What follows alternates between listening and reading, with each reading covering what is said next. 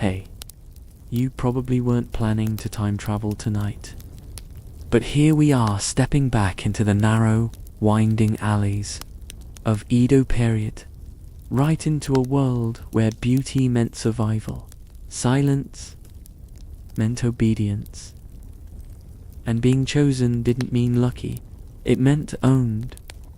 This isn't a love story, it's a ledger, and at the very bottom of it, girls, some as young as 6 or 7, bought, trained, transformed, not into wives, not into scholars, but into living art sold under gaslight dreams and a heavy cloud of incense smoke. We're talking about the Kimura little girls who would one day become courtesans, or break trying.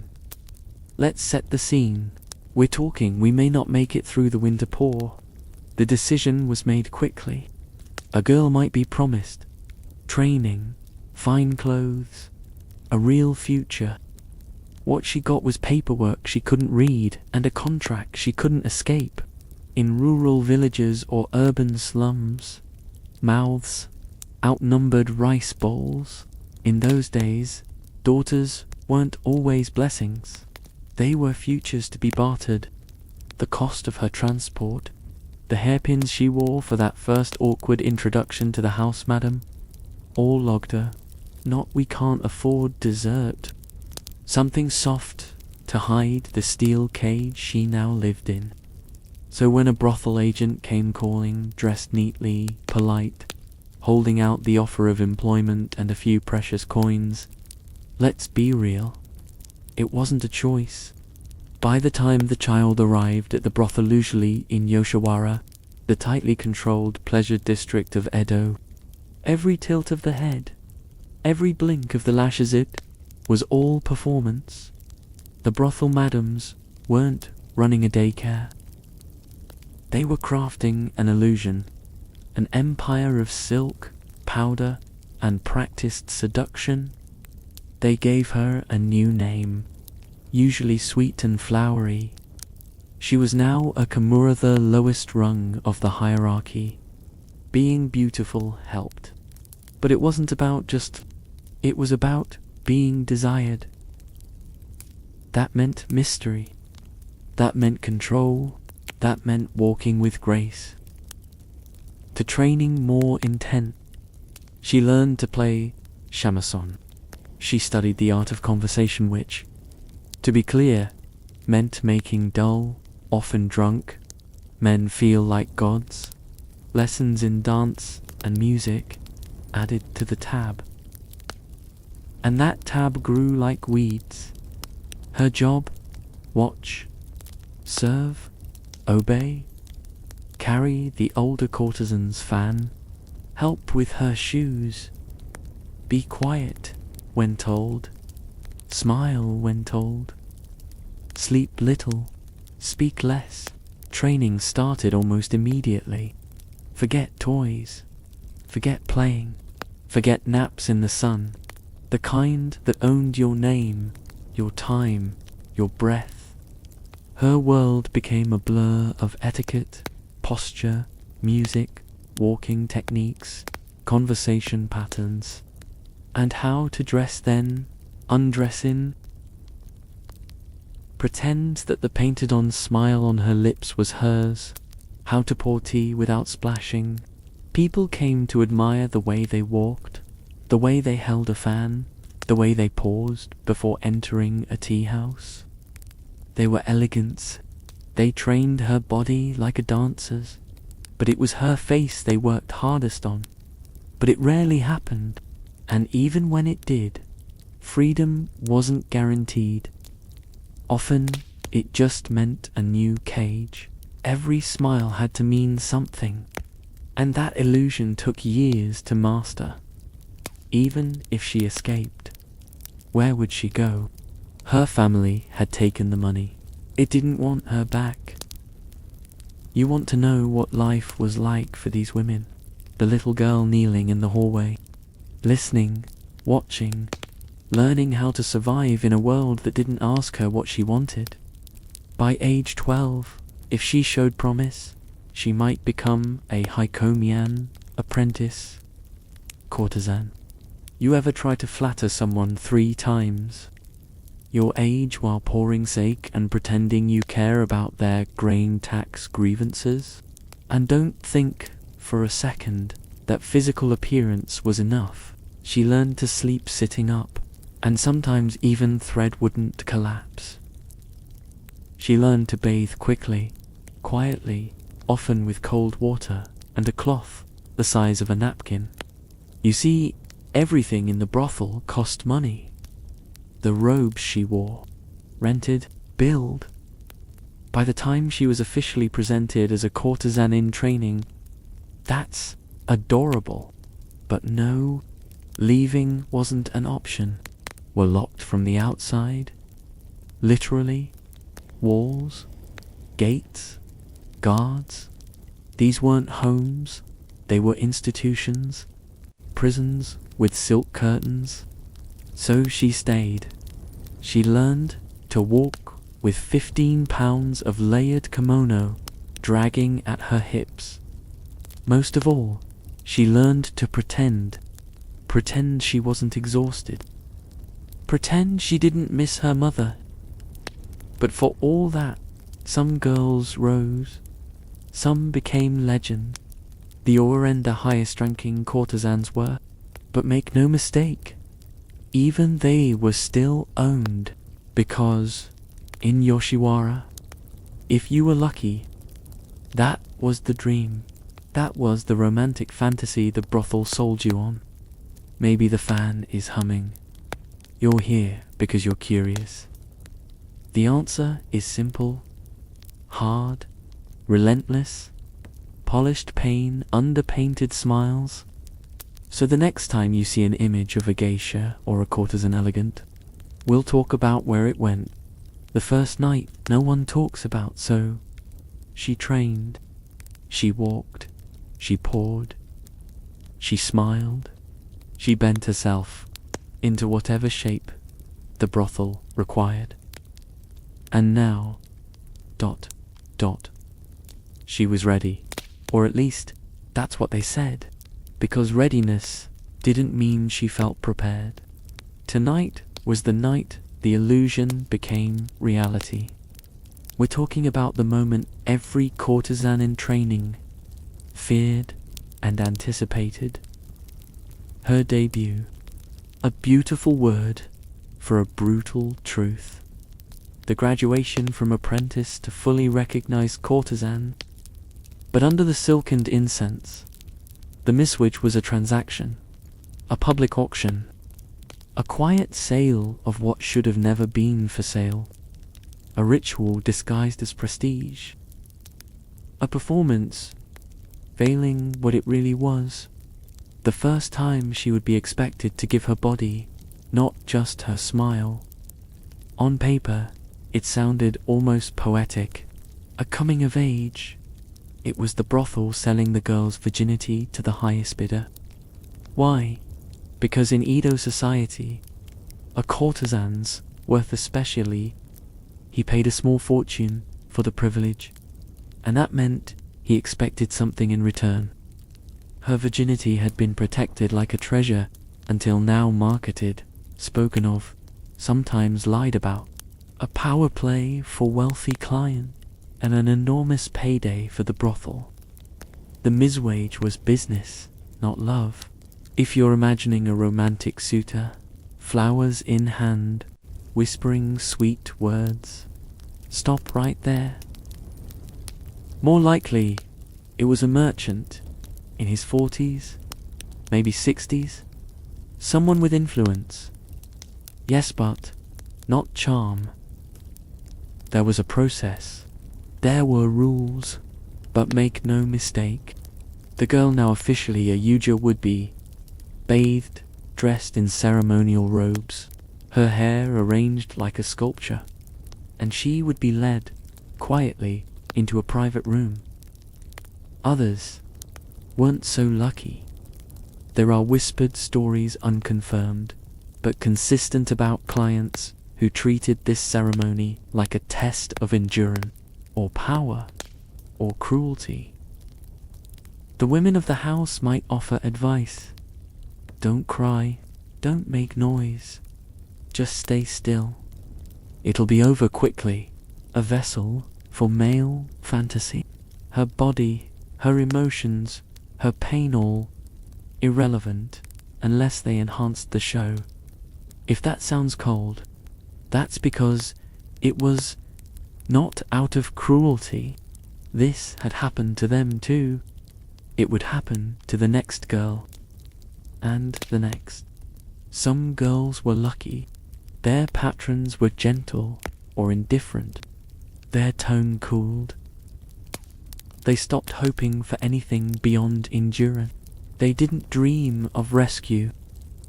They dreamed of finishing the night without bruises, of disappearing. She wasn't comforted. She was cleaned up, because tomorrow she'd have another client. And the next day, and the day after that, the world expected her to become not just a woman, but a performance. They built armor out of grace. They became masters of conversation. They learned when to laugh, when to deflect, when to lead a man away from what he thought he wanted into something they could control. Others hardened. Their eyes changed. Outside, the city continues, but underneath even the most impenetrable courtesan. Let's pause here. Imagine her sitting quietly after the night is done. The candles have burned low. The kimono is folded, resting neatly across the stool. Her hair's still perfect. Her makeup untouched. But inside, a small, stunned, silent. No one prepared her for this, not really, but not to recover, not to reclaim something she never agreed to give. She sits, she waits. The room smells of incense and old sake. Inside, she learns the truth. Being a courtesan wasn't about romance or beauty. It was about pretending. And now, she would have to pretend harder than ever. Because this was only the beginning. The door slides shut. The candles flicker. And she begins again. Because now she's no longer the student, the apprentice. The kimono clutching her borrowed fan in the corner. Now she's the main event. An investment expected to turn a profit. Her name is on the wall. Her image is behind the paper screen. Her body is on the schedule. Welcome to the business of desire. And make no mistake, first, let's talk presentation. She doesn't get to choose her clothing. That's the brothel's decision, based on what sells. But it isn't about revealing skin. That wasn't the point. It's about detail. Her kimono could weigh over 30 pounds. Layered, embroidered, designed to impress before she ever speaks. Her hair sculpted into impossible shapes, secured with ornamental pins that could cost as much as a year's salary for a laborer. Makeup, a mask, white face, paint, drawn brows, the illusion of flawlessness, the erasure of the individual, and the scent always a scent. Powdered incense, camellia oil, a trace of plum blossom behind the ear. She must smell like wealth, like comfort, like escape, because that's what clients are paying for. Not her, but what she represents: refined companionship, poetic fantasy, a mirror that flatters their egos and reflects nothing too real. Some were kind, most were indifferent, a few dangerous, but this illusion comes with rules. So many rules. Every movement is scripted. How she bows, how she pours, sake and when to laugh. Clients came in all forms, wealthy merchants, how to disarm a temper with wit. But the courtesan's job wasn't to judge, a difficult label from the brothel, harsh punishments. So she stayed alert, performed on cue, and earned every coin the house would later take from her, to act as if the man in front of her was the most fascinating soul she had ever encountered, even if he reeked of sake and sweat and spoke only of himself. Sometimes it was strictly companionship, drinking, laughing, composing a poem, dancing in the light of a paper lantern. It was to perform.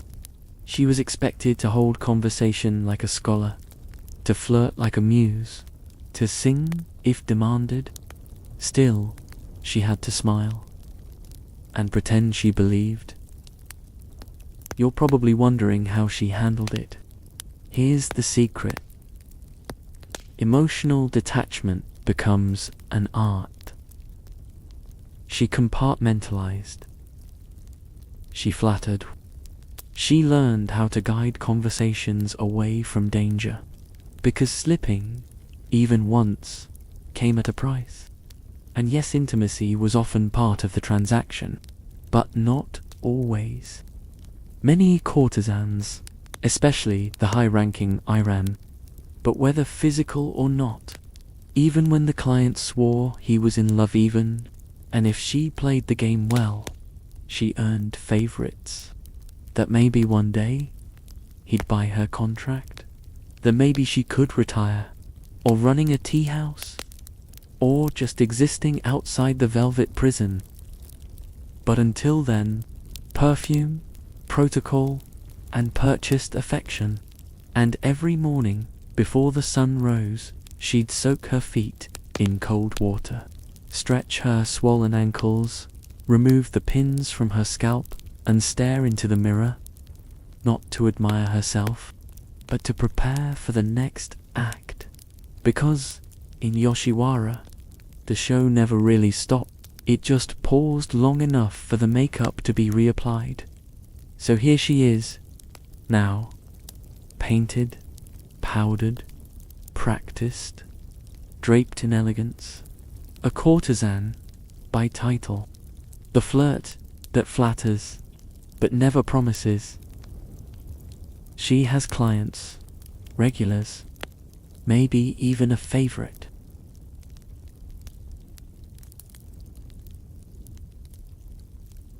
Nor you, but in your...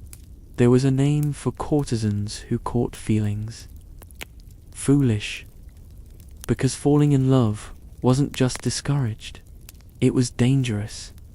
Not because of heartbreak, but because love brought the possibility of the one thing every brothel feared more than anything: pregnancy.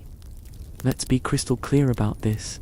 In a place built on illusion, on youth, on controlled, pregnancy wasn't a blessing.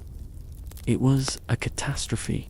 To the brothel, a pregnant courtesan meant downtime, no bookings, no clients, no money, worse rumors, scandal, whispers about unprofessionalism or recklessness. The woman who was once their glittering centerpiece would become a liability. It didn't matter how loyal she'd been, how much she'd earned, and the brothel never blamed the man. Of course not. The client, often rich, often married, disappeared without consequence. But the courtesan, she was the one punished, hidden. Pregnancy could mean immediate expulsion. Some were forced into labor under harsh conditions. Others were given remedies. Some worked, some didn't. All were painful. You'd think in a world where seduction was literally a job, they did. Kind of. But let's just say, it wasn't exactly modern science. There were concoctions made of crushed bamboo root, boiled safflower, even ash, mixed with sake. Some courtesans carried bundles of herbs stitched into their robes, pressed close to the skin, hoping for preventative magic. Even deliberate fals, yes. Some were told to trip on purpose. And then there were the rituals less science. Steaming rooms filled with mugwort. Hot rocks pressed to the lower abdomen, but nothing was guaranteed. And if the signs came anyway, missed cycles, the swelling that couldn't be cinched beneath the obba panic followed. She would try to hide it, with looser robes, with lies about bad fish or fatigue, but everyone in the brothel knew the signs.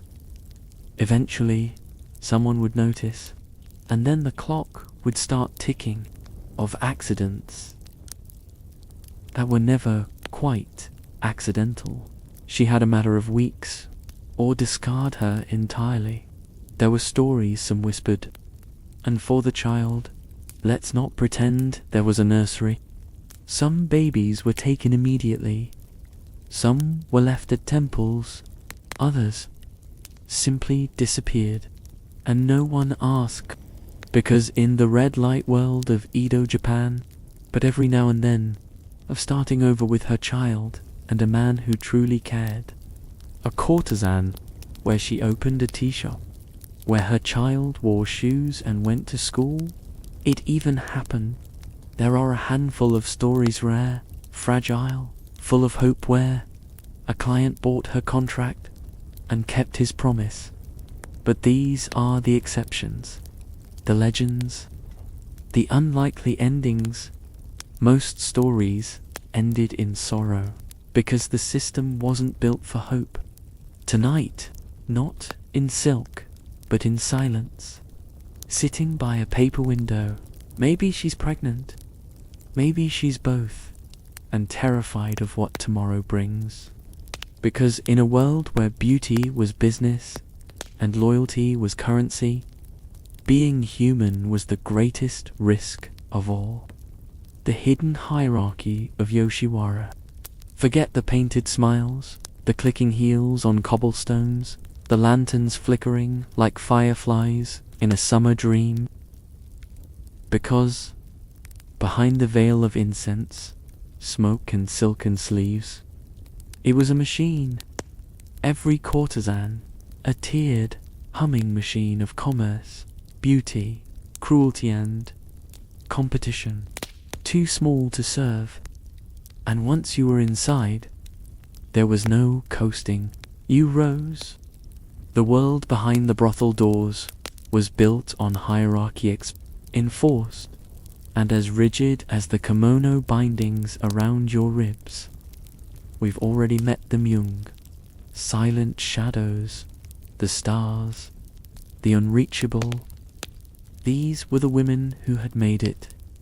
They wore the heaviest robes, still performed every gesture according to a 1,000-year-old script. But she had influence, more than most. She could decline a client, create a sisterhood, acquire alliance against the men who used them, and the madams who controlled them. Sometimes she could suggest who trained under her, occasionally, and most of all she could command fear, envy, respect. They didn't rush. They didn't beg. Men waited for them, and paid dearly. They were the errand runners, the tea fetchers, the ones scolded first and praised. Their future depended on who trained them, who noticed them, and how well they mimicked what they saw. They weren't just learning how to please, they were learning how to survive. More clever, more submissive, more mysterious. You had to laugh just enough, but not too much. Speak your mind, show beauty, but their training complete enough to be monetized. These were the girls most at risk. High expectations, low power. Everything to prove, everything to lose. Above them came the Hikomi apprentice, courtesans. These girls were in the thick of training but closer to being useful. They were allowed to accompany full courtesans, watch interactions, learn the tone of voice, the subtle gesture that invited attention but not danger. They weren't officially available to clients. Then came the Shinzo entry-level courtesans. At the top of the ladder, but don't mistake rank for freedom. An Orin was still a prisoner. She just had better furniture. They knew how to cry at the exact moment a patron confessed his troubles. How to deflect drunken aggression with a laugh. How to appear modest. She still couldn't leave. Still owed the house money. Tea was spilled. All accidents. All written off as nerves. Now, you'd think a group of women forced into the same system might band together. And sometimes they did. Because the hierarchy wasn't just between courtesans. Sometimes they whispered jokes behind sleeves, warned each other about violent patrons, defended the weak when it mattered most. She ran the place like a corporation with a tea room. If a courtesan stepped out of line, a shout or something quieter and more effective, exclusion. She handled contracts, managed debts, and negotiated with clients. She could be kind, or she could be terrifying. It was competition, ruthless, unspoken, inescapable. Because in Yoshiwara, the spotlight didn't just shin it, scorched. You had to be more graceful than the girl beside you. Ambition, after all, was unattractive. And if a client came back twice for the same girl, well, suddenly the courtesans on either side noticed. Sometimes they sabotaged, but deep down, everyone knew. There was only room at the top for a few, and climbing meant stepping over someone. And yet, despite it, the endless balancing axiom managed to build reputations that lasted. The most famous courtesans weren't just beautiful, they were they remembered every client's birthday. They weren't just women, they were performers, politicians, psychologists, and at times, quiet revolutionaries. But no amount of cunning could protect them forever. At the top of the house sat the Oyatha owner, often a former courtesan herself. Below her the Oka, Mitha, house, madam. She enforced discipline, managed schedules, and maintained the image of the house. Then came the servants. All of them were watching, and every wall made of paper, every floorboard creaked. Privacy was a myth. If you cried in the bath, someone heard. If you skipped a meal, someone noted it. If you faltered during a client's visit, some tried to escape, rarely successful, often punished, but many adapted. They created rituals, habits, a particular tea at dawn, a lucky pin, a hidden mirror crack. They believed granted safety. Some found comfort in the smallest things. The Kamuro who brushed their hair without pulling, the way the courtyard smelled after rain. It wasn't much, but it was something. And when something is all you have, it becomes everything. So tonight, as your eyes grow heavy and your room hums with quiet, remember her. A woman in a cage of silk, balanced between power and pain, performing every gesture like her life depends on it. The rituals of beauty now. The night has passed. The paper walls still glow with the bluish tint of... Somewhere, A rooster crows far beyond the brothel's gates out in the free world she barely remembers. But inside, the day has already begun. Again. And for a courtesan in Yoshiwara, the first act of the day is always the same. Become beautiful. You might think this is the easiest part. Slip into the robes. Step into the role. Because the truth is, becoming beautiful in the world of the courtesan was brutal. Let's start with the hair. Her hair isn't simply styled. It's engineered, sculpted into towering arrangements, held together by wax. Some courtesans slept upright on special wooden blocks, not pillows too. Keep the hairstyle intact between appointments, and if it collapsed, the smell lingered in every room, clinging to fabric and skin. When her scalp itched, she smiled. When her neck stiffened, 6 hours of pulling, heating, oiling, binding, and through it all no complaint. Because pain was part of the polish, the forehead and cheeks smoothed, the lips painted small and red, slightly parted in an eternal whisper. The oils used weren't light. Camellia oil, sticky and thick, was applied in heavy layers, often harboring lice beneath the sheen. Hair wasn't fashion, it was status. Then came the face. The white paint or shiroi was made from lead powder, the obi tied in elaborate knots. In winter, her toes numbed in wooden shoes, too high and too flat to be comfortable. But appearances mattered more than circulation. Tied tight, too tight. Breathing was an effort. Moving gracefully, a skill honed through pain. Applied in layers with a wet sponge, it masked every blemish, every human feature, until she looked more like a porcelain doll than a person. The lead clogged pores, dried the skin. The paint had to be perfect. Symmetrical.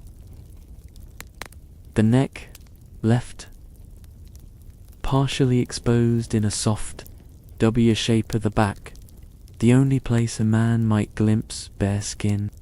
Her feet turned inward. It took years to master and seconds to stumble. One misstep. She wore a second skin for hours, even when her legs tingled with pins and needles, even when the floor was cold and hard, one that hid every trace of who she used to be. And then there were the robes.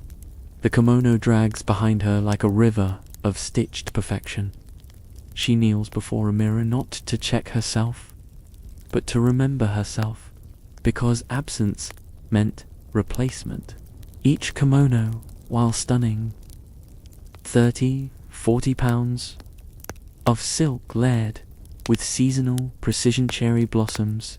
In spring, in summer, she sweated beneath the weight, because clients didn't pay for comfort. They paid for the illusion, and the illusion required her to look effortless like. Even her posture was policed. She had to sit, with knees tucked under, hands folded, back straight.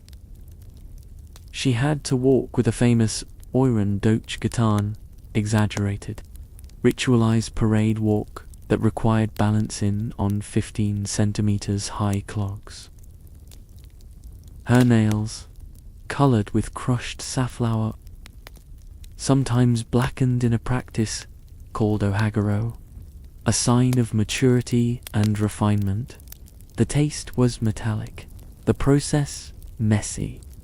The very rituals that made her desirable also shortened her life. None of it was about her. It was about what they wanted her to be.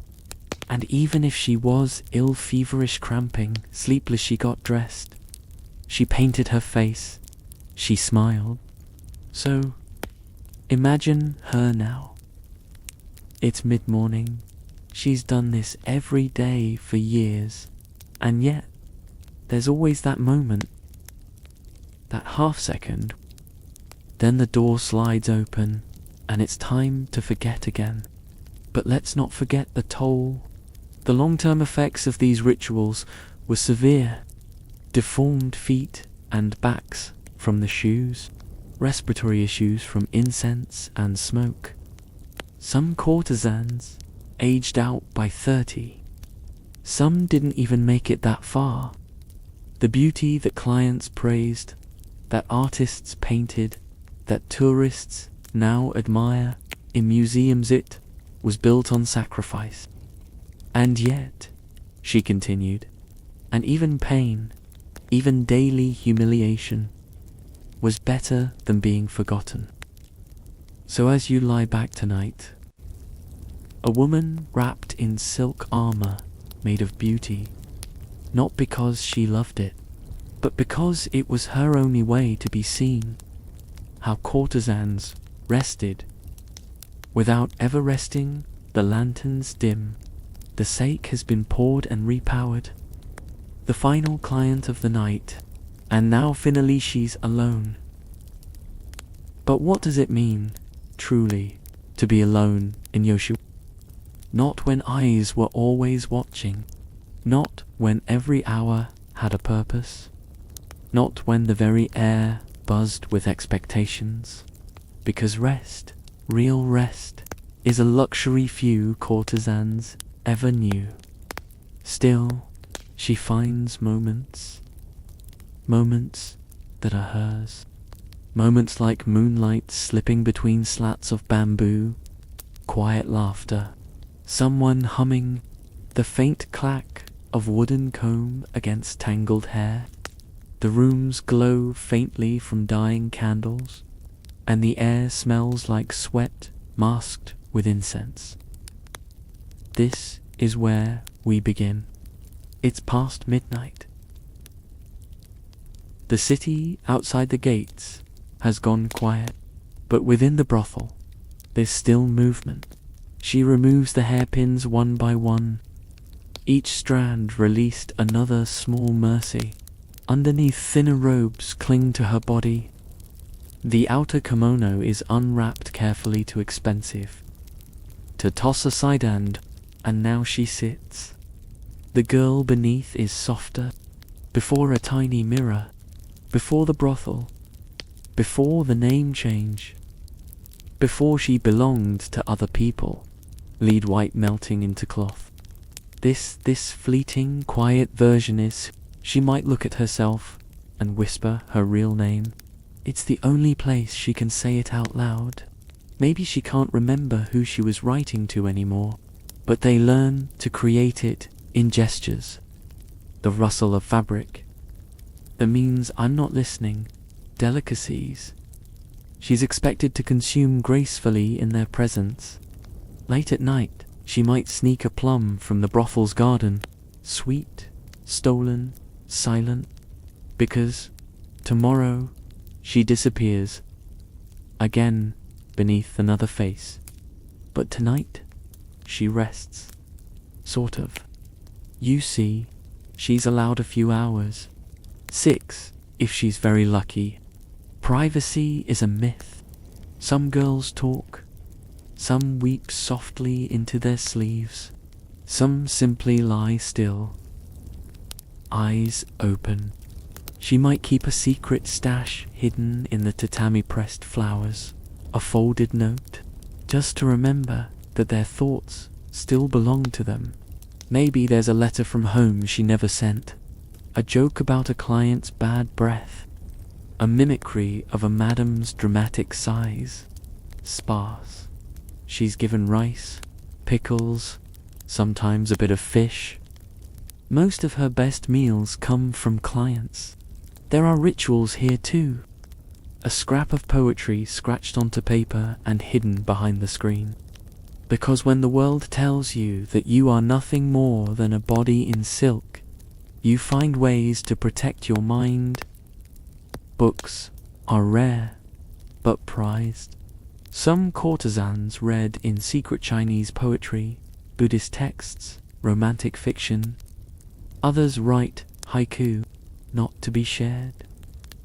There's laughter sometimes. Quiet, stifled, shared between blankets. The scent of tea, sour and strong. The return of rolls. The tightening of sashes. The reapplication of illusion. Sometimes she listens to the wind outside the gate and imagines the world beyond.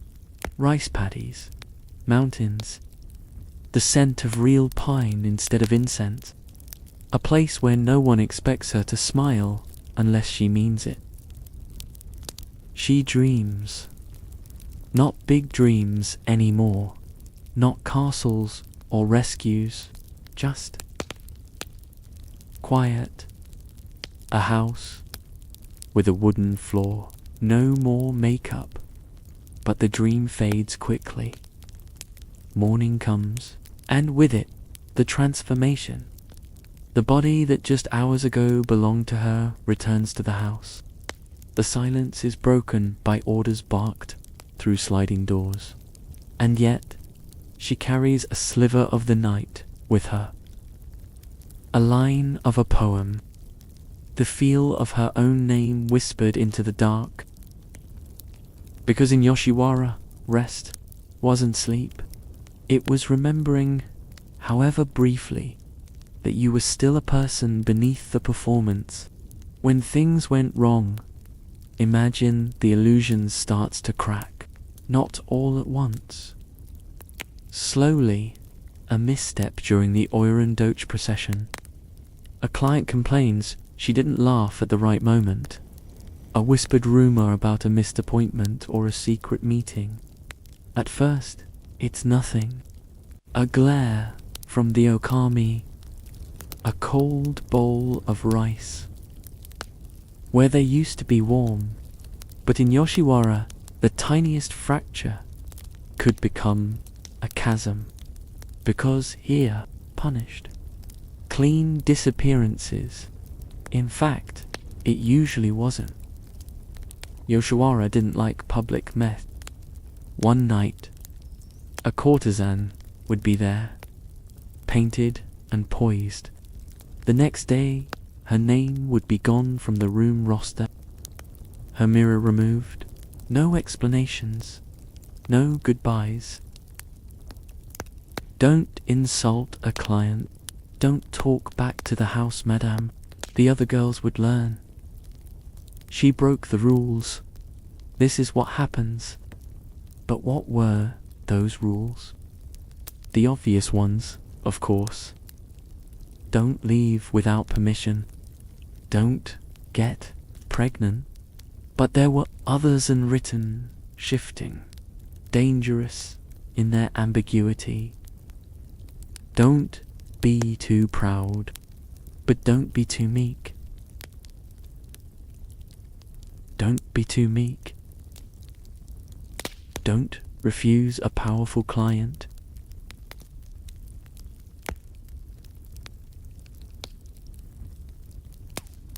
Even if he scares you, but don't seem eager. Don't show ambition unless it benefits the house. Don't cry. Don't get sick. Don't get old. You were expected to be flawless, constant, available, profitable. Anything less made you a problem. So what happened when you were a problem? Let's start small. A courtesan suspected of defiance might find her schedule suddenly empty, clients subtly redirected, from VIP guests to the ones no one else wanted, from gifts of poetry and perfume to drunken hands and bruises no one asked about. She'd be left to wonder, did I do something wrong? Or is someone making me pay? Because power games weren't just played by men. Inside the brothel, if that didn't work, or if the problem escalated, punishment became more direct, from high ranking to low tier, If the offense was greater, she might be confined. There were holding rooms, bare, no makeup, a message delivered in silence. Some ended up in Yobidashitha. No walls, no protection. Sometimes punishment came with performance. A courtesan suspected of disobedience might be paraded through the house without her makeup, hair unstyled, a walking warning, a visual reminder to the others. This is what failure looks like. But the most feared punishment wasn't physical. It was erasure, to be sold to another house, or worse, to be thrown out with no contract, no money, no name. These women, often still young, would try to make it in lower tier, pleasure quarters, and sickness. That was the silent killer of careers. If a courtesan, there were no doctors on retainer. Only old remedies. Serve tea with a fever. And when she collapsed, a few days in a back room, then right back to work unless. Then a quiet dismissal. Thank you for your service. The brothel would find a new girl by week's end. Your beauty, your health, your obedience, that was the currency. And when you ran out, the machine moved on without you. So imagine her now, sitting alone in that cold room. She remembers the applause, the man who said he loved her, the one that means it's over, because even now, she's still performing. If mysticism in the courtesan world by now, you've walked the stone paths of Yoshiwara in your mind. You've passed through the paper doors, sat with the courtesans in their painted silence, and felt the weight of beauty turned into bondage. But what you may not know, what even many of their patrons never truly understood, is that beneath the layers of makeup and ritualized movement, the world of Japanese courtesans was thick with mysticism. It pulsed through their lives like the bass of an ancient drum. Quiet, hidden, but constant.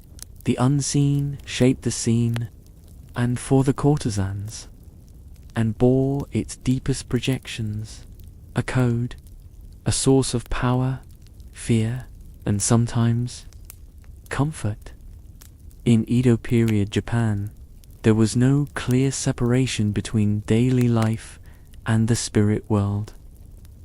Let's begin with a whisper. Kitsune could take the form of a woman to seduce a man, or simply to walk unnoticed in human society. They were said to be wise. In Japanese folklore, the kitsune is a shapeshifter, often female, often beautiful, sometimes benevolent, often dangerous. Now imagine this. In the context of Yoshiwara, where women took on roles they didn't choose, where their power was always conditional, their freedom always an illusion, it's no wonder the courtesan and the kitsune became spiritually entangled.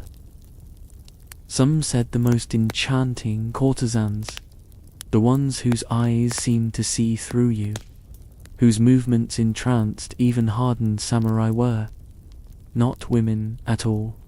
To be called a kitsune, they were fox spirits in disguise. There are old woodblock prints and whispered stories of a certain courtesan who never aged, whose breath steamed even in summer. Clients who crossed her returned changed quiet, dazed, unable to speak of what happened. Was it just the power of her allure?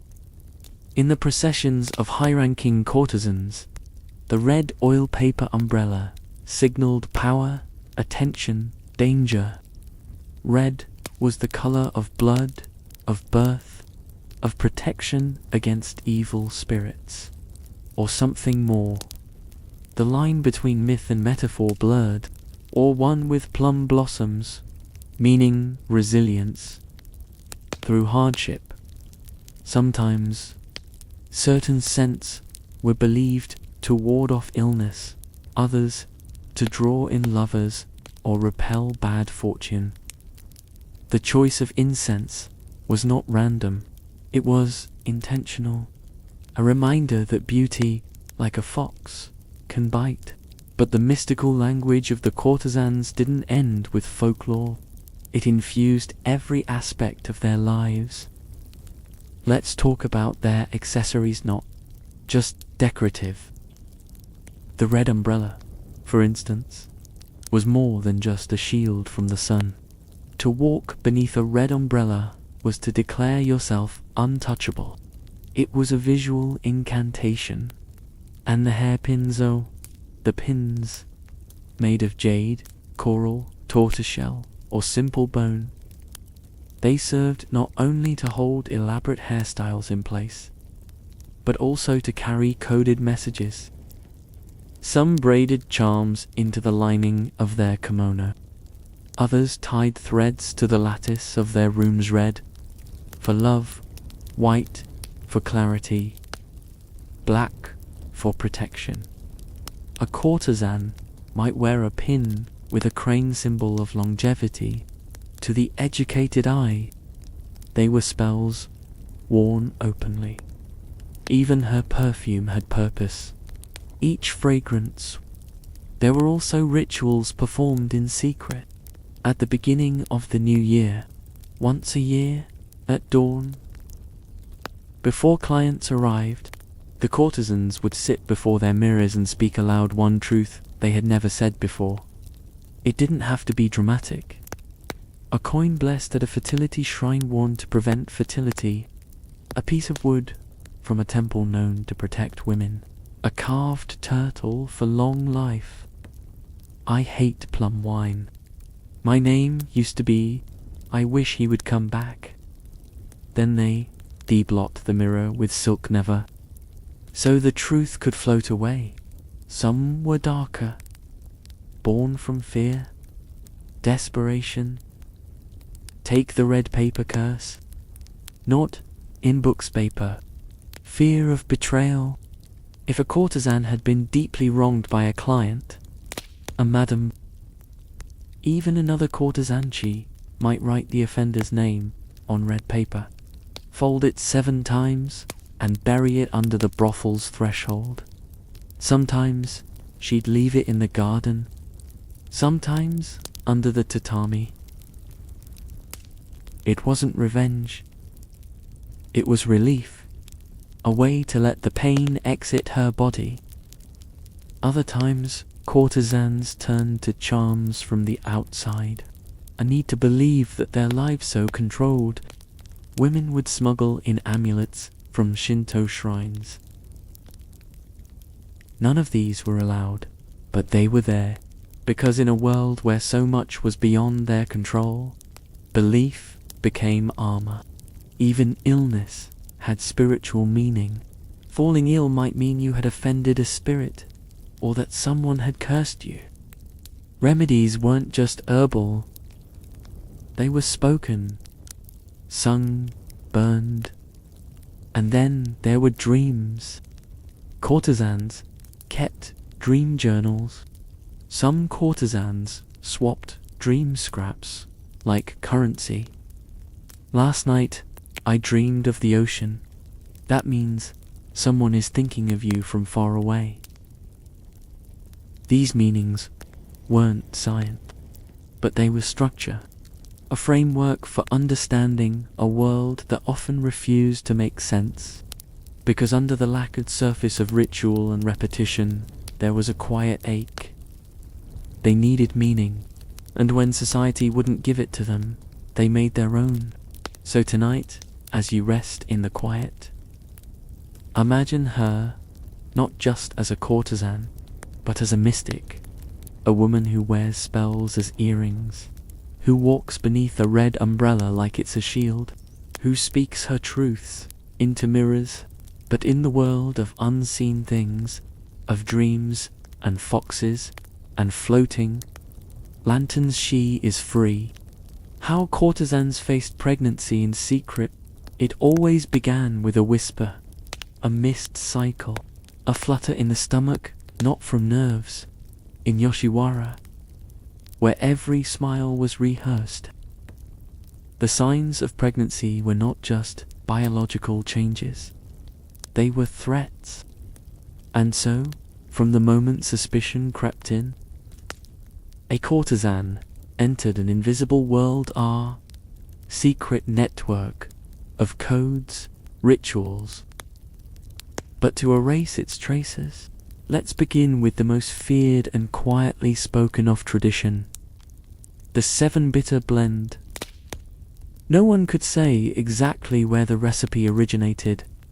Some said it came from the old temple women. Others whispered it was passed down by former courtesans. It involved 7 herbs, all bitter to the taste, boiled together at night, so that the steam wouldn't betray its scent to others in the house. The specific combination varied by house or region, but it often included kikyo, bitter, grounding, used in ancient Chinese remedies; mugwort, safflower petals, believed to cool the blood; pine resin, to anchor the brew, symbolizing lotus seed; mandrake, root, dangerous. The tea wasn't sipped, it usually in silence. Sometimes it didn't. And when it didn't, they had other methods. One of the most haunting was the salt-soaking ritual. Courtesans would fill a basin with hot water and an excessive amount of coarse salt, sometimes mixed with sake. The woman would sit over it, wrapped in layers to trap the heat, breathing in the fumes and hoping the intense saltiness would draw out the unwanted life inside her. Another, more desperate method involved the red moon bath, a bath drawn with specific herbs: Japanese, angelica root, wormwood, and shards of gingerand colored with a few drops of pig's blood or red ochre to imitate the flow of menstruation. The idea was symbolic. If you could fake the return of the cycle, maybe the body would follow. But of course, the body doesn't obey symbols. And so there were darker measures still.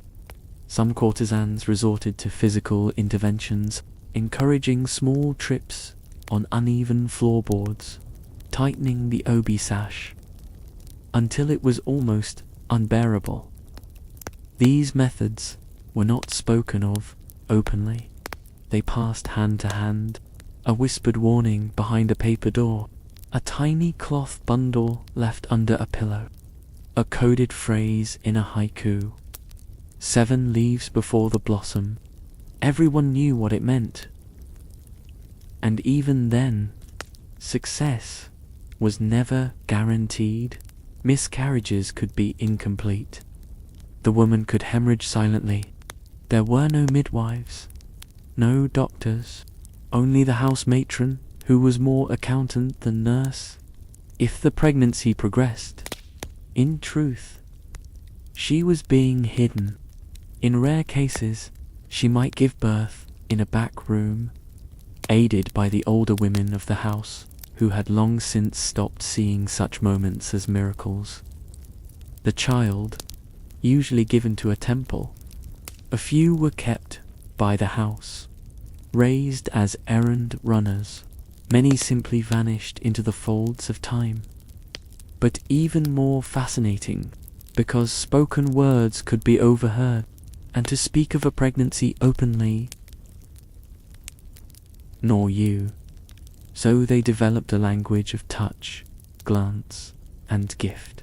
If a courtesan passed another a bundle of safflower tea leaves, that was one message.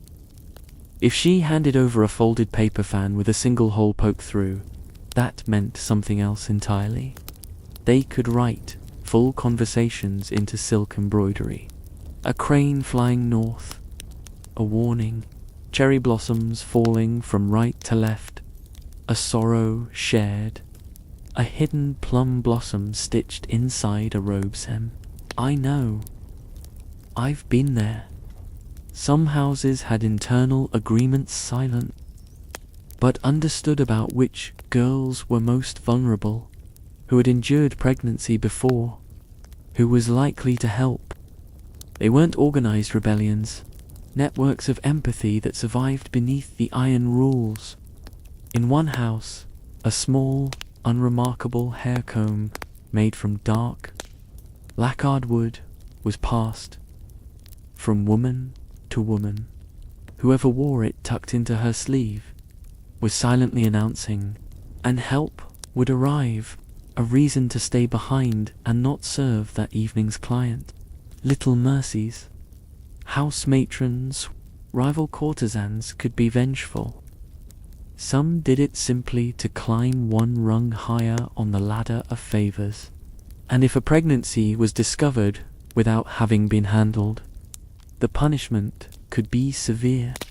A courtesan could be shamed, paraded with her face unpainted, robes torn, and sometimes the punishment wasn't official. It was delivered quietly.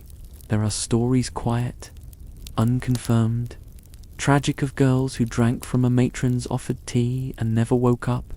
But there were also survivors, women who endured, who told their daughters never to wear red silk or paint their faces. And then there were those who kept the knowledge, who passed it on, former courtesans, older women, midwives, shrine keepers. They carried the bitter recipes. They stitched the secret patterns. They became keepers of a code. Because, in the end, folded into the way she walked without leaving a sound, whispered into mirrors and released into the night. So tonight, as you drift closer to sleep, hold in your mind the image of her not as a victim, not even just as a courtesan, but with every sip of bitter tea she claimed her body back, with every hidden stitch. And in the quiet hours when no one was watching, she said the most dangerous thing a woman in her position could ever believe. I am still mine. The afterlife of the courtesan, pale, draped in funeral white, black hair long and hanging loose, like rivers over their shoulders. They drifted through tailies, woodblock prints, and whispered stories told after dark with a shiver. But in Yoshiwara the ghosts didn't wait until after death. They lived alongside the living, behind fans and under layers of silk. Because a courtesan, even in life, was already halfway to spirit form. Hidden, controlled, her name replaced, her choices dissolved, her days choreographed, her nights sold, her true self erased. And when she died, she often came back, not always in the literal sense, but in dreams, in rumors, in rooms that felt cold, no matter the season. Let's talk about the ghost courtesans, the painted ones, the mourned, the mythologized, and the feared. There are legends, many of them of courtesans who died in sorrow and returned for justice, or simply because the place that had swallowed their lives. One of the most enduring is the tale of Oiwa. Oiwa was not born in Yoshiwara, but her story was beloved there. Betrayed by her husband, she died alone and returned as a ghost whose face bore the shape of her suffering. Her story was performed in kabuki theater, her name invoked in curses, her image painted with reverence and fear. courtesans who died young and tragically, especially those who took their own lives, especially if their final rites were not properly performed, and many were not, because to the brothel, another robe to be washed, unless she was famous. And that's where things got strange. If a courtesan was well loved, a few lanterns, perhaps even a special incense, burned in her honor. But beneath that thin layer of respect was a different emotion. Fear, because if she was mourned improperly, and no one wanted to anger a courtesan ghost, they were said to be relentless, appearing in mirrors, blowing out candles, whispering names. Sometimes they visited the dreams of clients who had wronged them, left them pregnant, made promises they never intended to keep. Sometimes they haunted the very room where they had once lived. A cold spot on the floor, a hairpin that kept reappearing. In one famous tale, a courtesan named Yoshino was said to have cursed a particular brothel. After being beaten and left to die when her illness became too costly, she returned, not as a howling phantom, but as a presence. The brothel's incense would not stay lit. Patrons began to feel ill in her old chamber. Eventually, the room was sealed, her comb and mirror buried in a shrine. Offerings were left for her on the first full moon of every month, and only then did the disturbances cease. But even for those who did not return as ghosts, courtesans were wrapped in rituals of remembrance that blurred the line between reverence and fear. At death, a courtesan's body was often washed, not by family, many had none, but by the older women of the house. They used a special cloth, embroidered with lotus flowers. If a courtesan had no name, sometimes cruel Hanajo, no Shirabe, Namida, no Suki, moon of tears. These names were written onto paper and burned, the ashes scattered in quiet corners. Some brothels kept a death register, but not publicly. It was hidden. A black book with no cover, where each girl's passing was marked with a date and a single character. Ling spirit. Clients, if they were regulars, might leave offerings. A coin, a poem, a ribbon. Sometimes out of guilt. Sometimes out of true mourning. Sometimes to keep the ghost from following them home. There was also the Night of the Forgotten, a private observance in some districts. Once a year, all the mirrors in the house were turned to face the wall. Candles were lit, but not bright. No makeup was worn. No songs were played. The courtesans sat together in silence, each lighting a stick of incense for a woman they remembered, or feared they'd one day become. No names were spoken. Only the smoke rose. But not all spirit stories were grim. Some spoke of benevolent ghosts. One story tells of a sick young courtesan, barely trained, who found herself unable to keep up with her duties.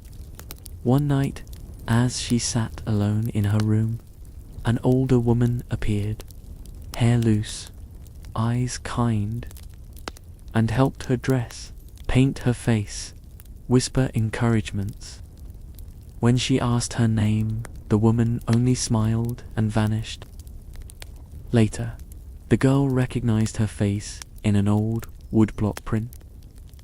A courtesan who had died in that very room.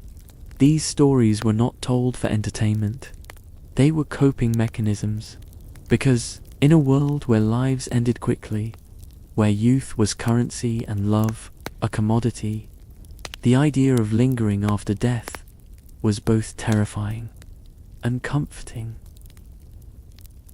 A courtesan may have been controlled in life, but in death, a ghost, after all, answers to no one.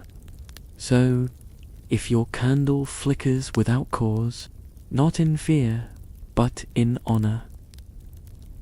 She wore 12 layers of silk. She smiled for men who forgot her name. She endured things you will never know. And when she died, she left behind not just memories, but a legacy of whispers, the courtesan's legacy in art and memory. If you walk through the dim corridors of a traditional Japanese museum, or flip gently through old woodblock prints from the Edo period, you may find her there, standing still, yet never silent, painted in vivid colors, her eyes lowered, her robes flowing like wind over river stone. She is not named, or perhaps but her name doesn't matter as much as her presence, because even long after death or release or disappearance, the courtesan continued to exist, but as a symbol woven into the culture she helped define and simultaneously was erased from. To understand how Japanese courtesans have been remembered, we must first understand how they were depicted not just in factual records, but in stories, art, and theatre. Their image was curated, manipulated, polished, and preserved, not for their own sake. Let's begin with the ukiyo-e, or pictures of the floating world. This genre of art flourished during the Edo period and was dedicated to depicting the pleasures of urban life. Kabuki actors, geisha, festivals, landscapes, and of course, courtesans. But ukiyo-e, it showed what was idealized.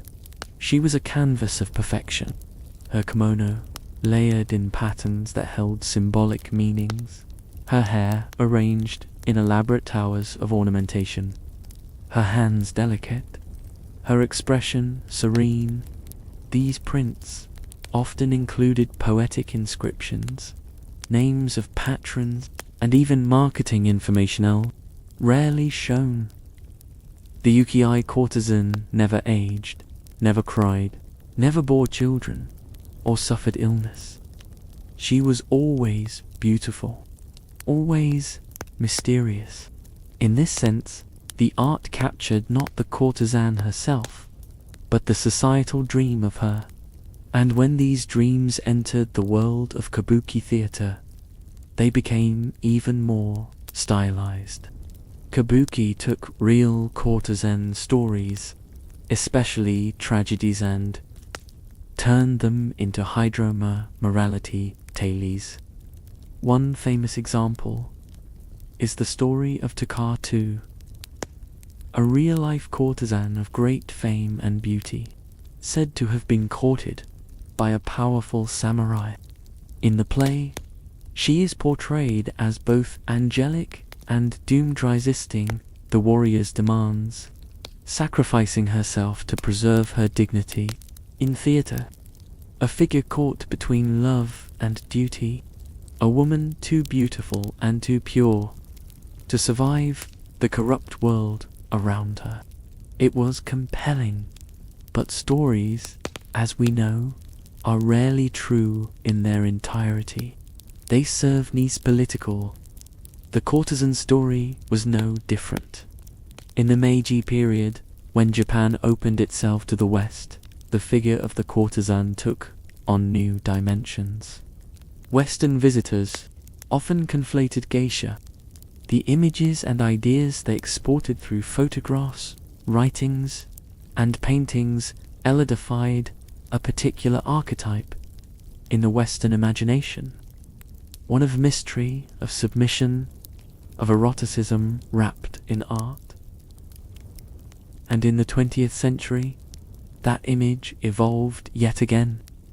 In literature, Tanizaki, Junichiro, and others revisited the world of the Edo courtesan. These stories walked a delicate line, some romanticizing the era, others exposing its cruelty. In cinema, films like Yoshiwara, Inju, and Sakuran brought courtesan stories to life in saturated color and dramatic score. These were not documentaries. They were interpretations, equal parts historical homage and modern commentary.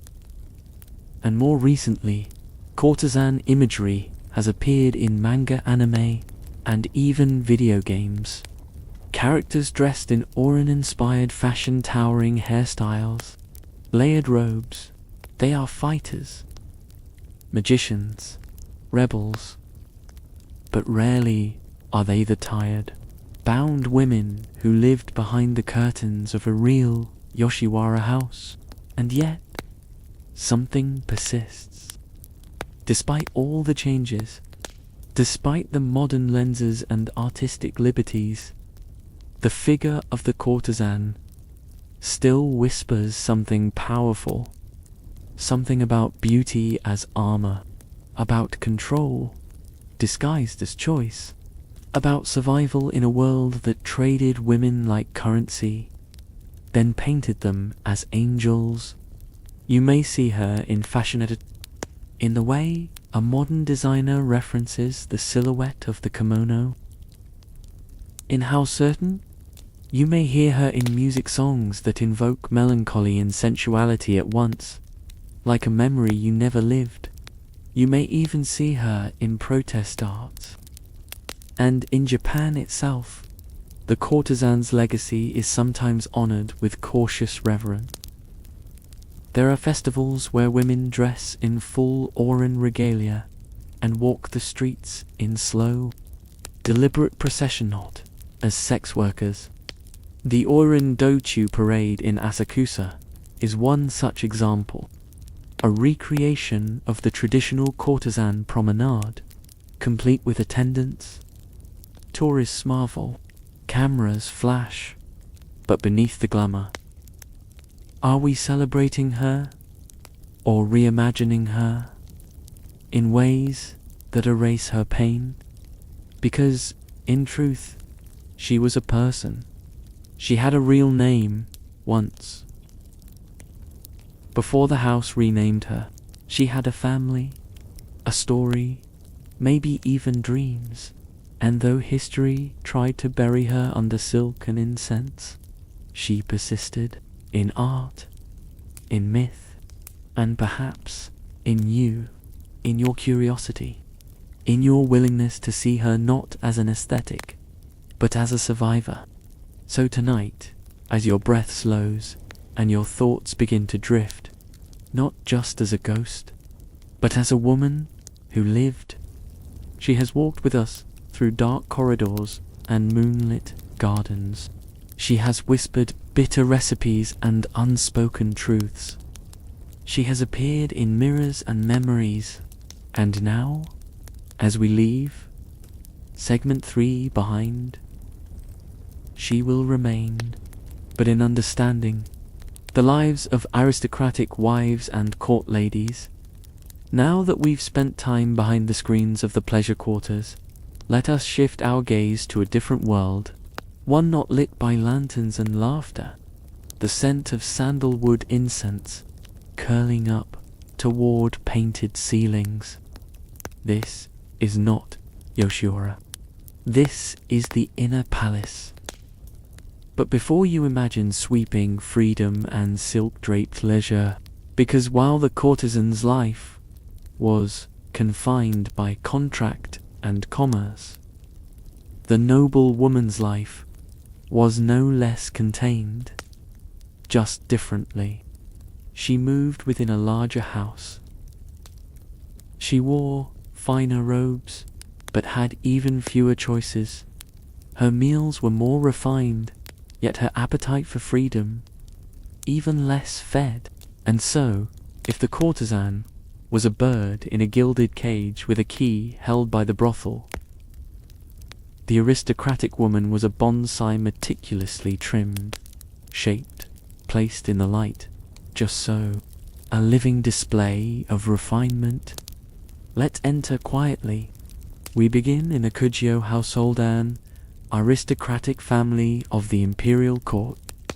The women of such a house, especially the primary wife, were the official face of tradition. Her world was smaller than you might imagine. The home itself, though expansive, was divided into male and female quarters. She would rarely venture beyond her designated halls. There were seasons of obligation ceremonies, family rituals, ancestral veneration. Days passed with regulated tasks, calligraphy practice, arranging flowers, tending to incense games, and overseeing the management of household servants. And there were many servants. A lady of rank never prepared her own food, dressed herself unaided, or walked alone. Her status was expressed through stillness, not motion. She was not supposed to raise her voice, or her eyes, or questions. Her role, from birth, was to embody virtue, obedience, especially sons, because even here, in the hushed elegance of the elite, a woman's worth was often measured not by her education or her beauty, but by her ability to produce heirs. A noblewoman might marry as early as 13 or 14. The marriage, of course, was arranged. It was a political contract, not a romance. Her husband might be older, or frequently absent. Men of high rank could take concubines, mistresses, courtesans, and the wife, she remained, as ever, to never ever show jealousy or speak against the other women who might bear children for her husband. If she failed to bear a child herself, she might be blamed, though quietly, and if she bore only daughters, she smiled and tried again. Still, despite these constraints, noble women carved out pockets of quiet power. Some became patrons of the arts, commissioning poetry and supporting temples. Some became masterful letter writers, their messages steeped in layers of metaphor and suggestion, whole arguments conducted in flower references and ink tone. Some ruled their households with absolute authority over servants and children, even if their word held little sway in the larger world. And then there were the imperial court ladies there, women who lived within the confines of the palace itself. Their world was governed not just by rules. Every movement had precedent. Every robe had a designated season. Their days were spent in the company of other women.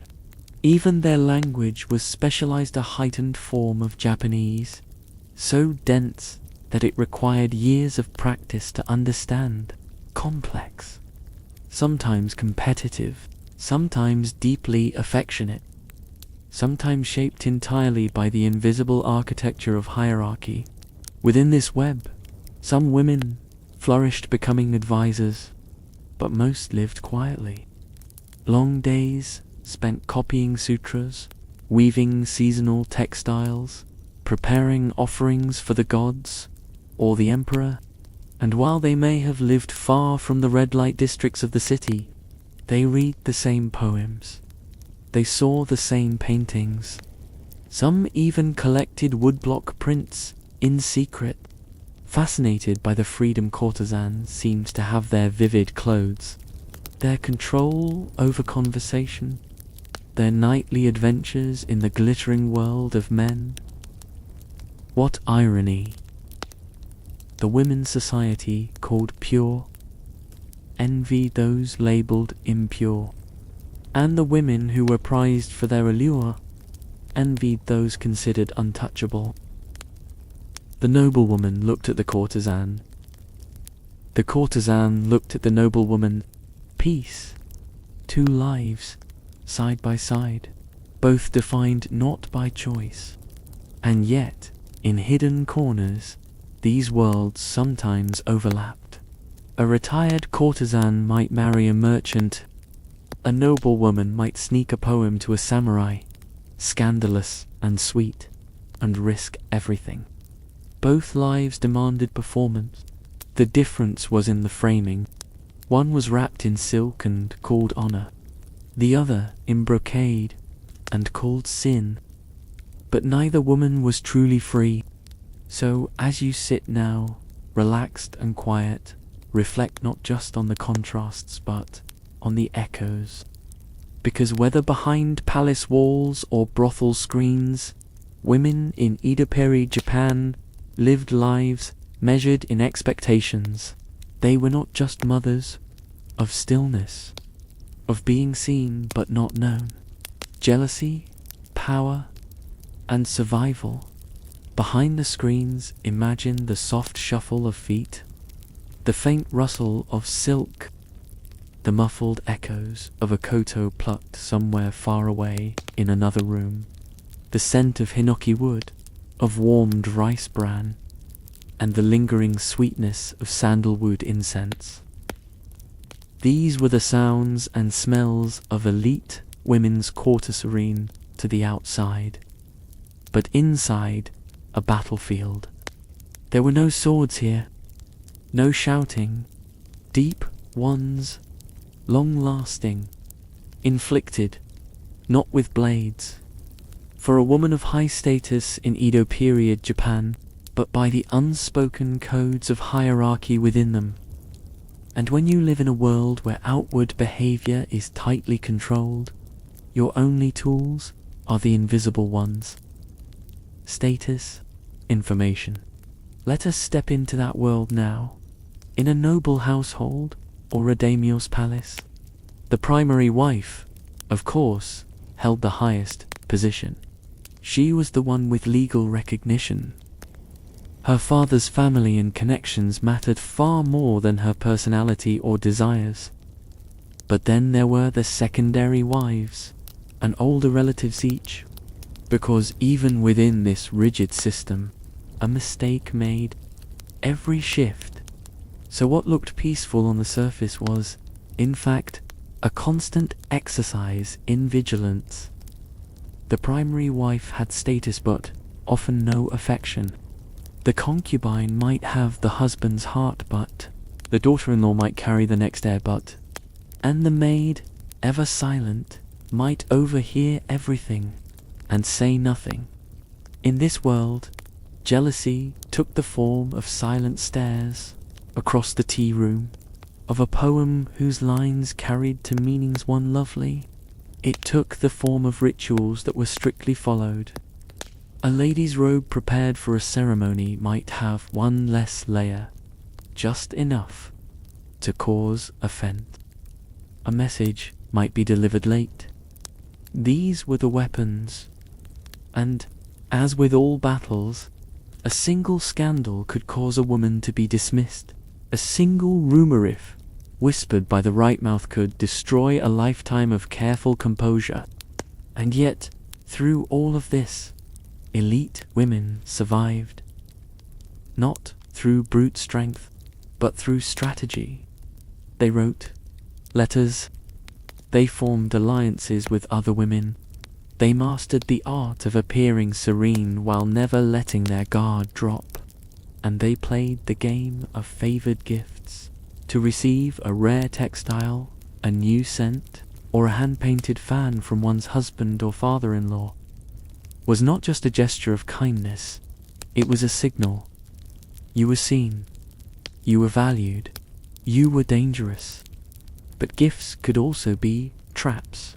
A robe embroidered with chrysanthemums, lovely, unless given during Springer-coded insult, suggesting the recipient was out of season, out of place. Beautiful, unless you knew it was also the color of mourning. Even the placement of objects had meaning. A lady might leave her writing brush slightly off-center. A folded letter, a string of pearls deliberately twisted on her dressing table. All of it spoke, for those who knew how to listen. These rituals became survival strategies in a world where words could not always be said aloud, and in this world, pregnancy was both blessing and risk. A primary wife who bore a son secured her place until a concubine bore another, or a second wife's son became favored. Daughters were celebrated, yes, but sons were power. The competition could be brutal. Women sometimes prayed secretly. They wore charms, hidden in obi sashes. Brewed teas of unknown origin in the imperial court records even hint at the use of spiritual advisors, of diviners, because to have a child was to have leverage, and to have leverage was to gain, if only briefly, a little more, say over one's fate. But with children came danger too. A childless woman might be pitied. Her child watched, her health monitored. A sickly child could diminish her position. A strong one could provoke envy, and the emotional bonds between mothers and their children were not always permitted to flourish. A child might be taken and raised by the household rather than the birth, motheresque. Imagine bearing a child, but not being allowed to raise it. Imagine seeing him pass in the corridor, bowing formally, knowing you are his mother, but that was the reality for many women in the elite class. They painted, they wrote, they created art, and cultivated gardens, finding small spaces where beauty could still be theirs. Many wrote poetry waka, of restraint, of watching the seasons change from behind the same window year after year, and when emotions grew too sharp to name, some turned to the mirror, not to gaze. The Japanese tradition of kagamimura. A woman might sit before the polished bronze surface and think not of her beauty, but of how fleeting it was. Some whispered secrets into them. Some burned incense before them. Some refused to look, afraid of seeing not themselves. In this world, quiet rebellion sometimes bloomed. A glance to direct, a robe cut in a way that defied season. These were small things, but they mattered. And when the night was long and the candles burned low, some of these women would remember the stories of the courtesans, not with disdain, but with recognition. Because while the courtesan was bound by contract, both were watched, controlled, and both found ways to survive in silence, spirituality, and the search for solace. The painted screens were silent, the corridors long and still. Outside, the sound of cicadas soft into a distant hum, and within the inner quarters of noble homes, the air was thick with incense and whispers not of gossip, but of prayer, because even in a world shaped by appearances and carefully folded fans, there was one thing a noble woman could shape for herself, quietly and invisibly. Her spiritual life. You see, spirituality for women in Edo-period Japan was not only a matter of religion, it was a private territory, a hidden room within the home of the self, a space where she could speak what could never be said, aloud to the gods, to the ancestors, to herself. Religion in the Edo period, flowing current of Shinto practices, Buddhist teachings, and folk beliefs that had persisted for centuries. It was rarely loud, rarely formal in these private spaces. It was the lighting of incense, the placement of a stone, The arrangement of a seasonal flower in front of a small household altar. In elite homes, these practices took on layers of complexity.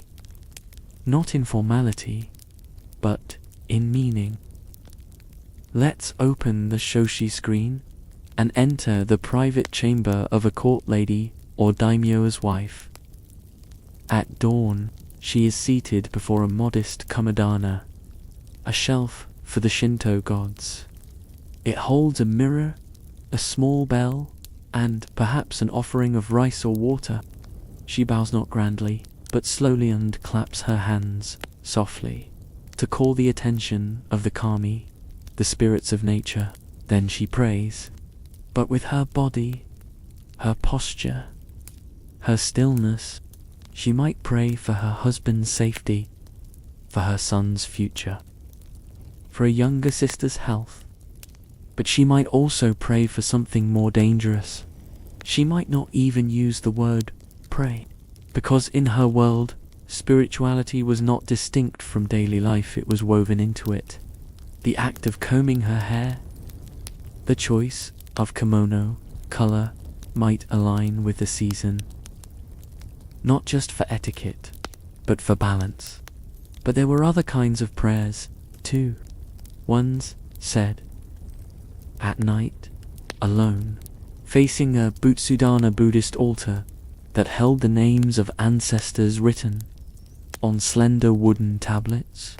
There, she might light incense and stare at the smoke, watching it rise. Some women, especially those without children, kept a personal Kannon statue hidden in a drawer. Kannon, the bodhisattva of compassion, her face, often depicted with closed eyes and a faint smile, offered a kind of comfort no living person could. These statues were confided in, not idols, because in that silent chamber, a noble woman could say what was forbidden elsewhere. I am afraid. Temples, not just as places of worship, but as spaces of brief, fragile freedom. A visit to a temple often highly regulated. She would travel in a closed palanquin, and when she entered the temple grounds, something shifted, not just in geography. Here, even the highest lady bowed before something larger than herself. In Kyoto or Nara, in the grand temples, surrounded by aged cypress and stone lanterns, she might step slowly along a moss-lined path. The bells would ring not loud. She would kneel before a statue hundreds of years old, lips moving in near silence, heart open in ways she had never spoken. And sometimes, folded paper cranes, the first hair clippings of a child.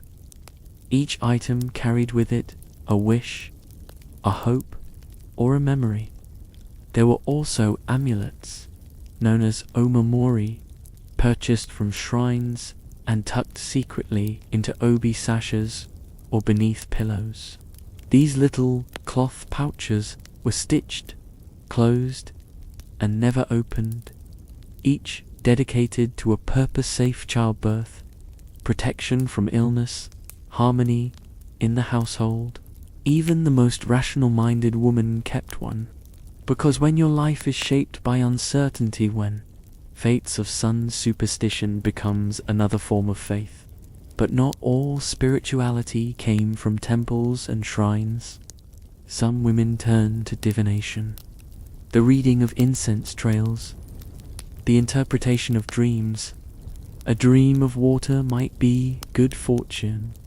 A dream of teeth falling out, a sign of coming sorrow. Some women kept dream journals, not just out of curiosity, but as a way of making sense of a life that rarely spoke plainly. Others turned to otoko, though otako were more common in rural areas. Elite women sometimes sent discreet messengers to seek their guidances. To be made by logic alone, a courtesan might be told by her Oiran mother figure how to navigate a client.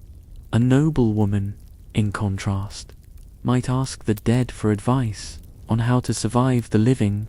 And through all of this temples, dreams, whispers, amulets ran a single thread, the search for solace.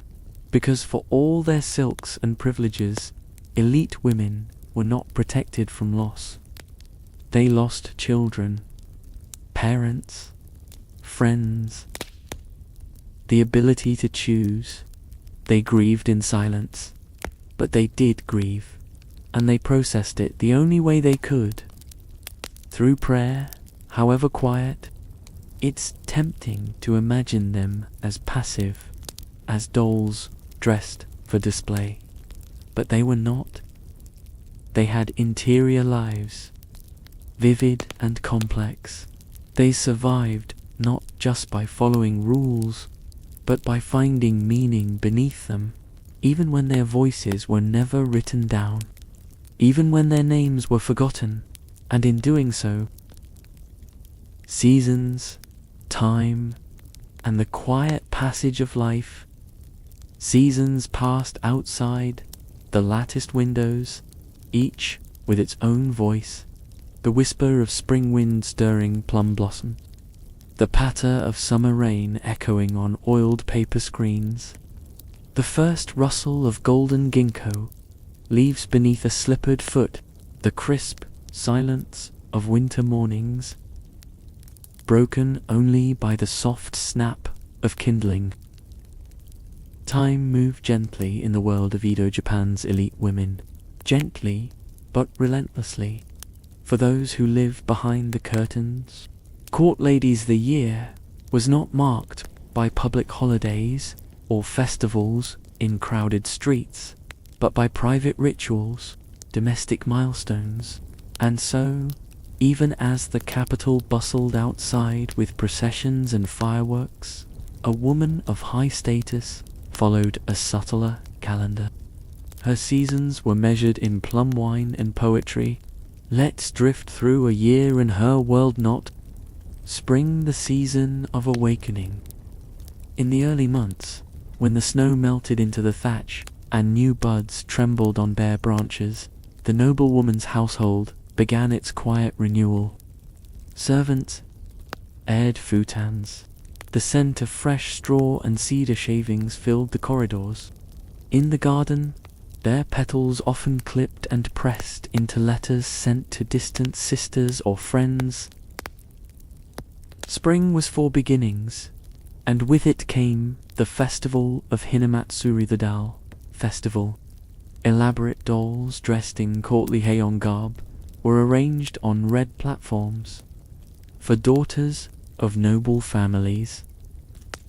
This day was both celebration and subtle instruction.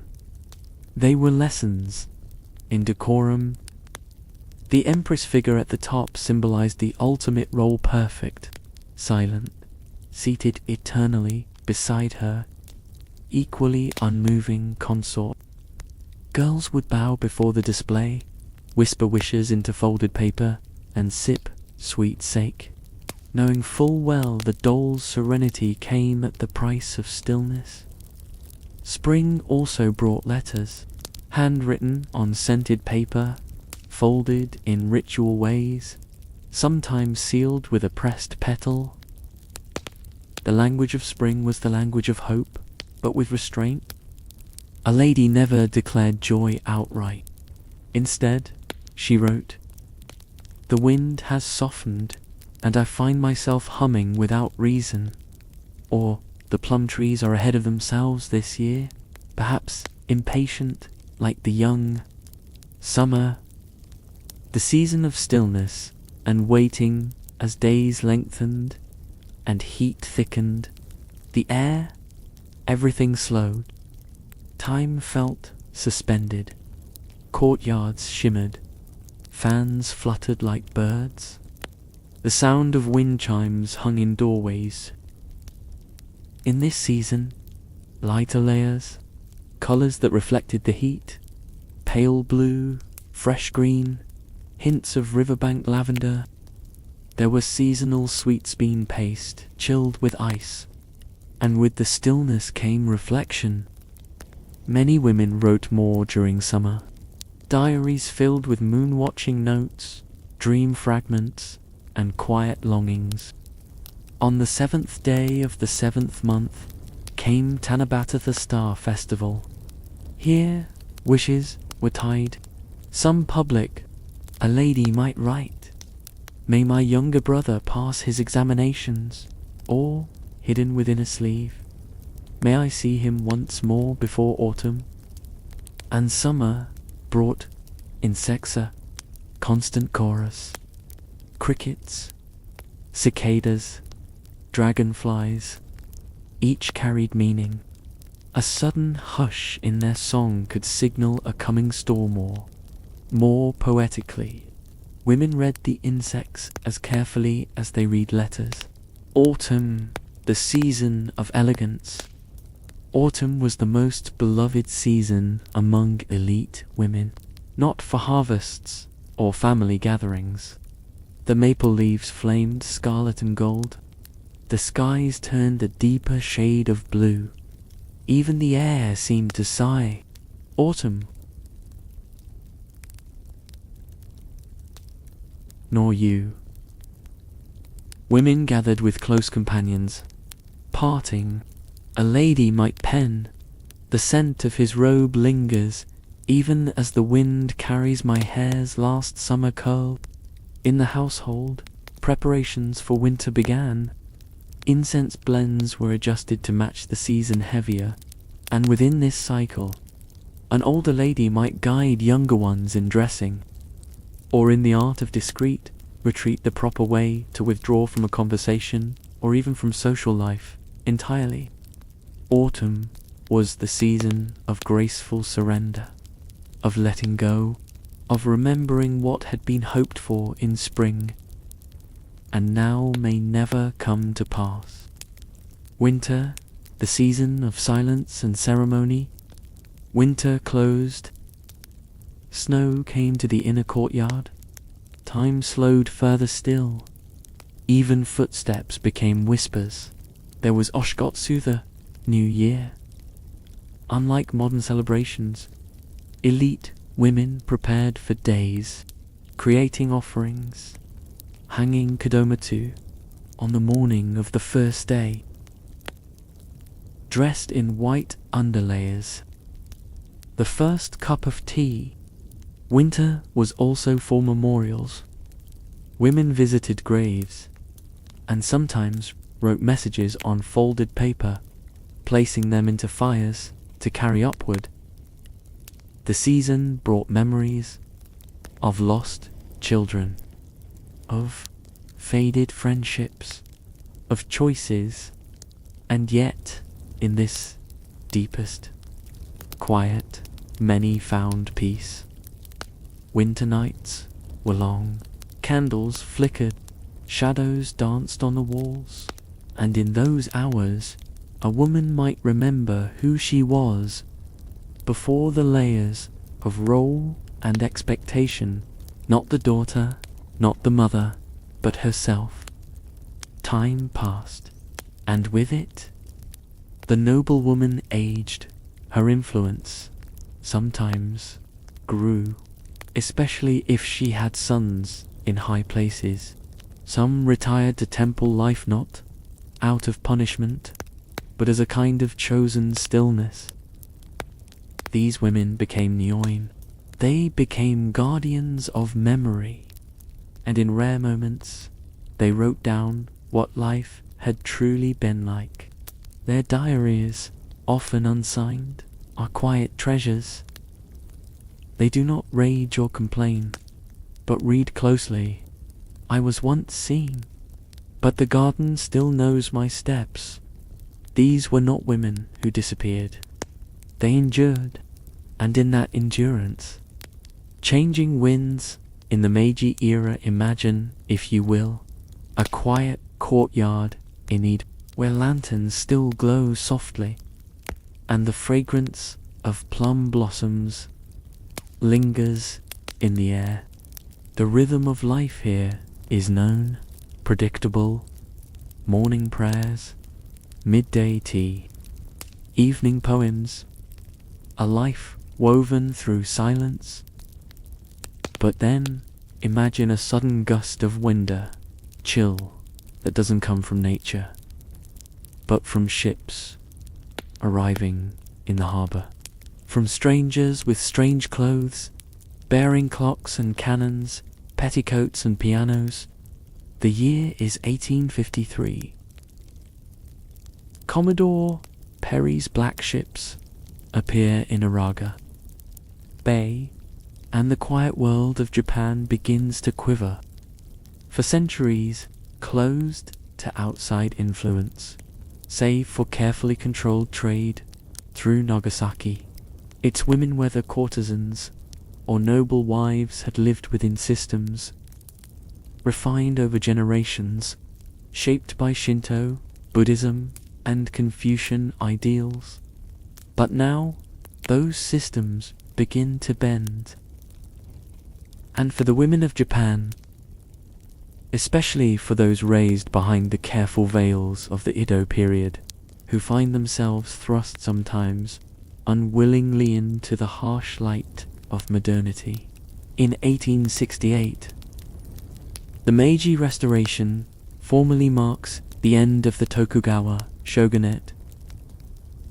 A boy emperor, just 15, takes the throne. The capital moves from Kyoto to Edong.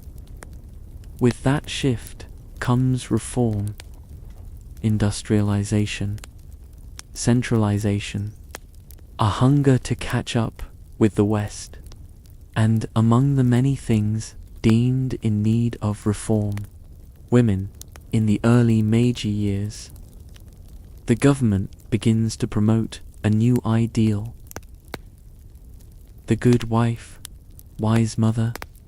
This phrase Ryozai Kenbo becomes the template for a generation where the noble woman of Edo had been trained to be passive, poetic, and ornamental. The Meiji woman is now told to be useful, to run a household efficiently, to educate children for a modern, industrial Japan, to be literate, and in some ways, it is. Girls are now allowed and encouraged to attend school. Female teachers begin to emerge. Textbooks include moral lessons, science, and arithmetic.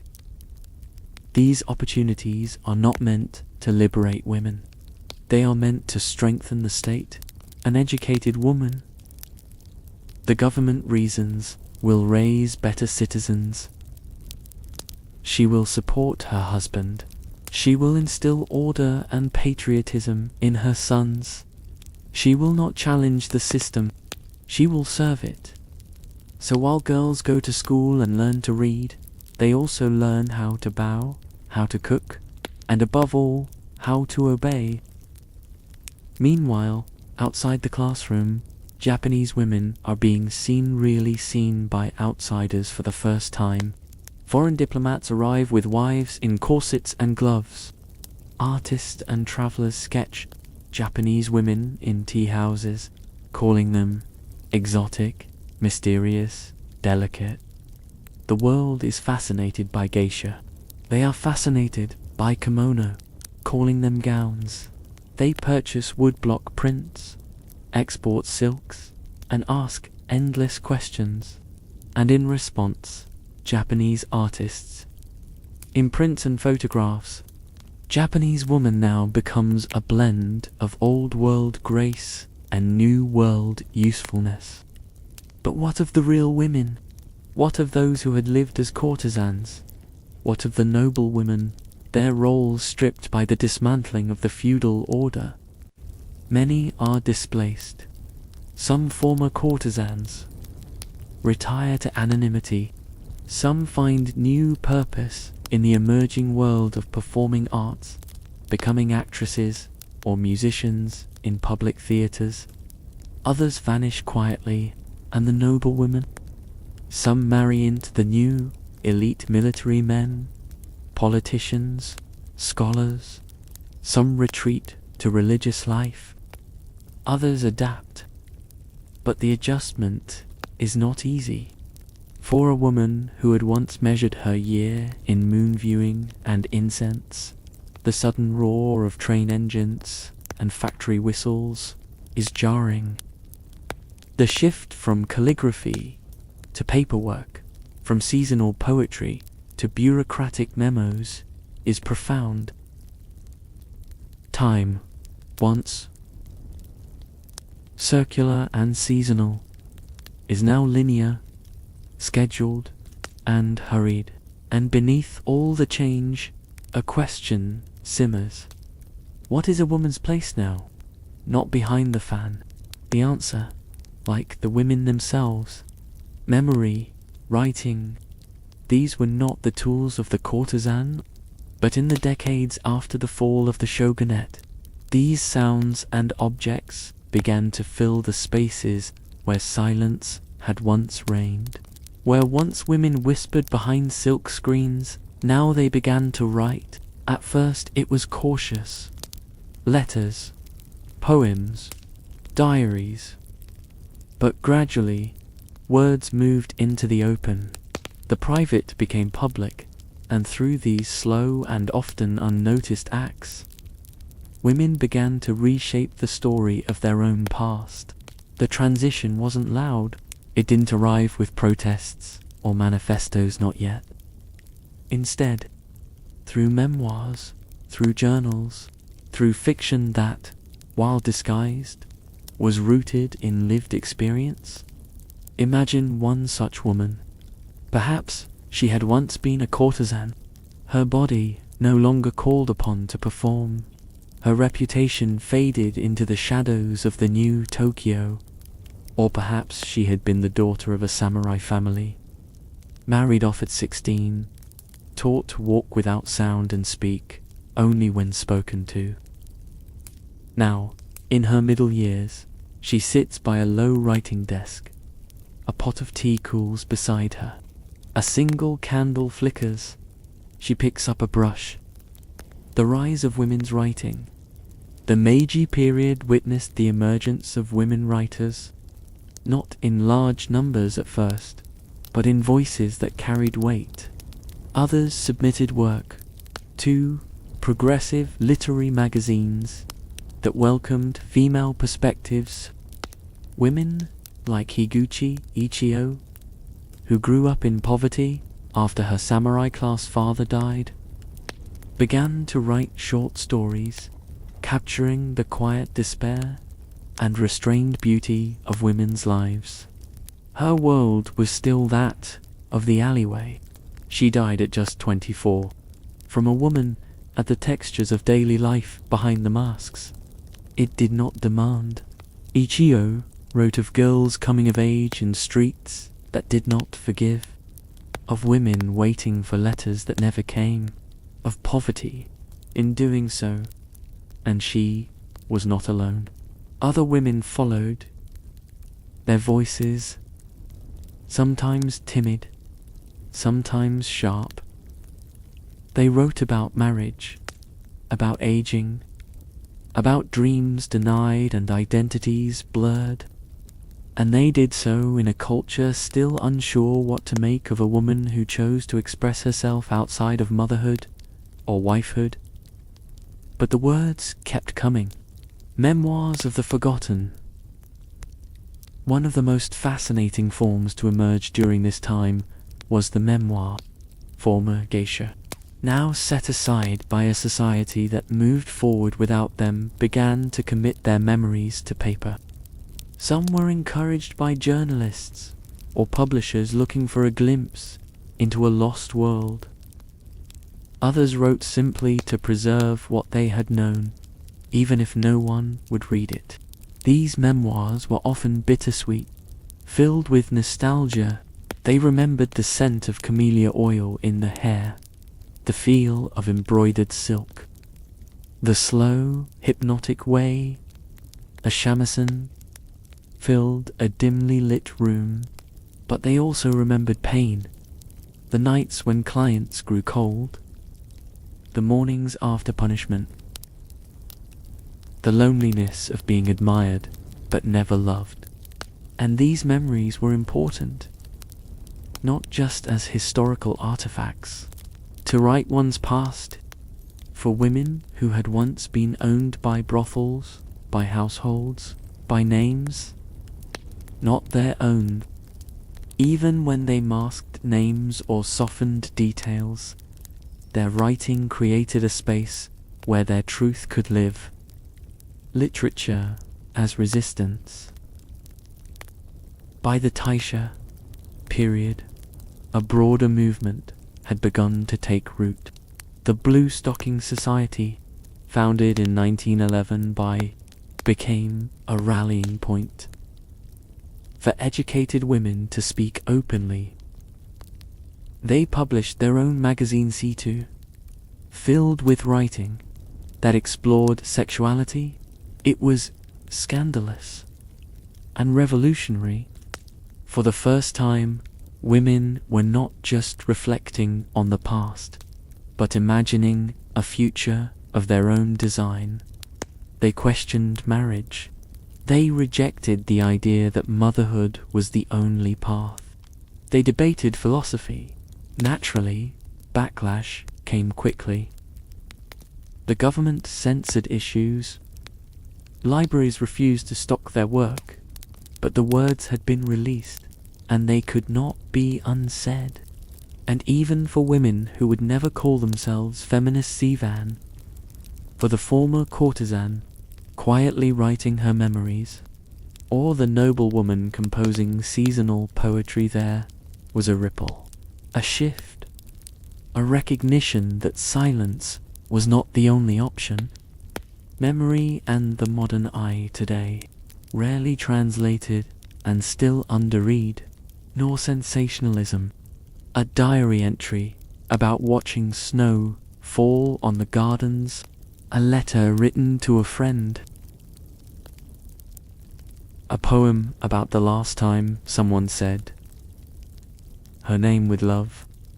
These were the truths that no history book could contain, and they matter because through them we hear the voices that once lived only behind the screen, the ones who bowed and smiled, who performed and endured, who remembered everything and finally had a way to say it. Courtesans, lips painted like a fading flower. In a hand, a fan half opened. This was the image that lingered long after the courtesans had retired, after the noble women had withdrawn into temple quietude or domestic shadows. Their likenesses remained etched in ink, captured on glass, immortalized in brush strokes and silver nitrate, and in this part of our journey, posed and remembered not in words, but in images, because to see a woman is not the same as to know her, and often the pictures told only the part of the story that others wanted to remember. The ukiyo-e legacy. In the late Edo period, long before photography arrived, ukiyo-e was the Instagram of the day. Hand-carved woodblock prints reproduced the lives of kabuki. These prints weren't private portraits. They were mass media, affordable, decorative, and designed to captivate. The women in them wore elaborate hairpieces. Their posture was elegant. A room lit by paper lanterns, a glimpse of moonlight on polished floorboards. But make no mistake, this was a curated fantasy. The real courtesans had bruises beneath the powder. They had debts hidden beneath silk.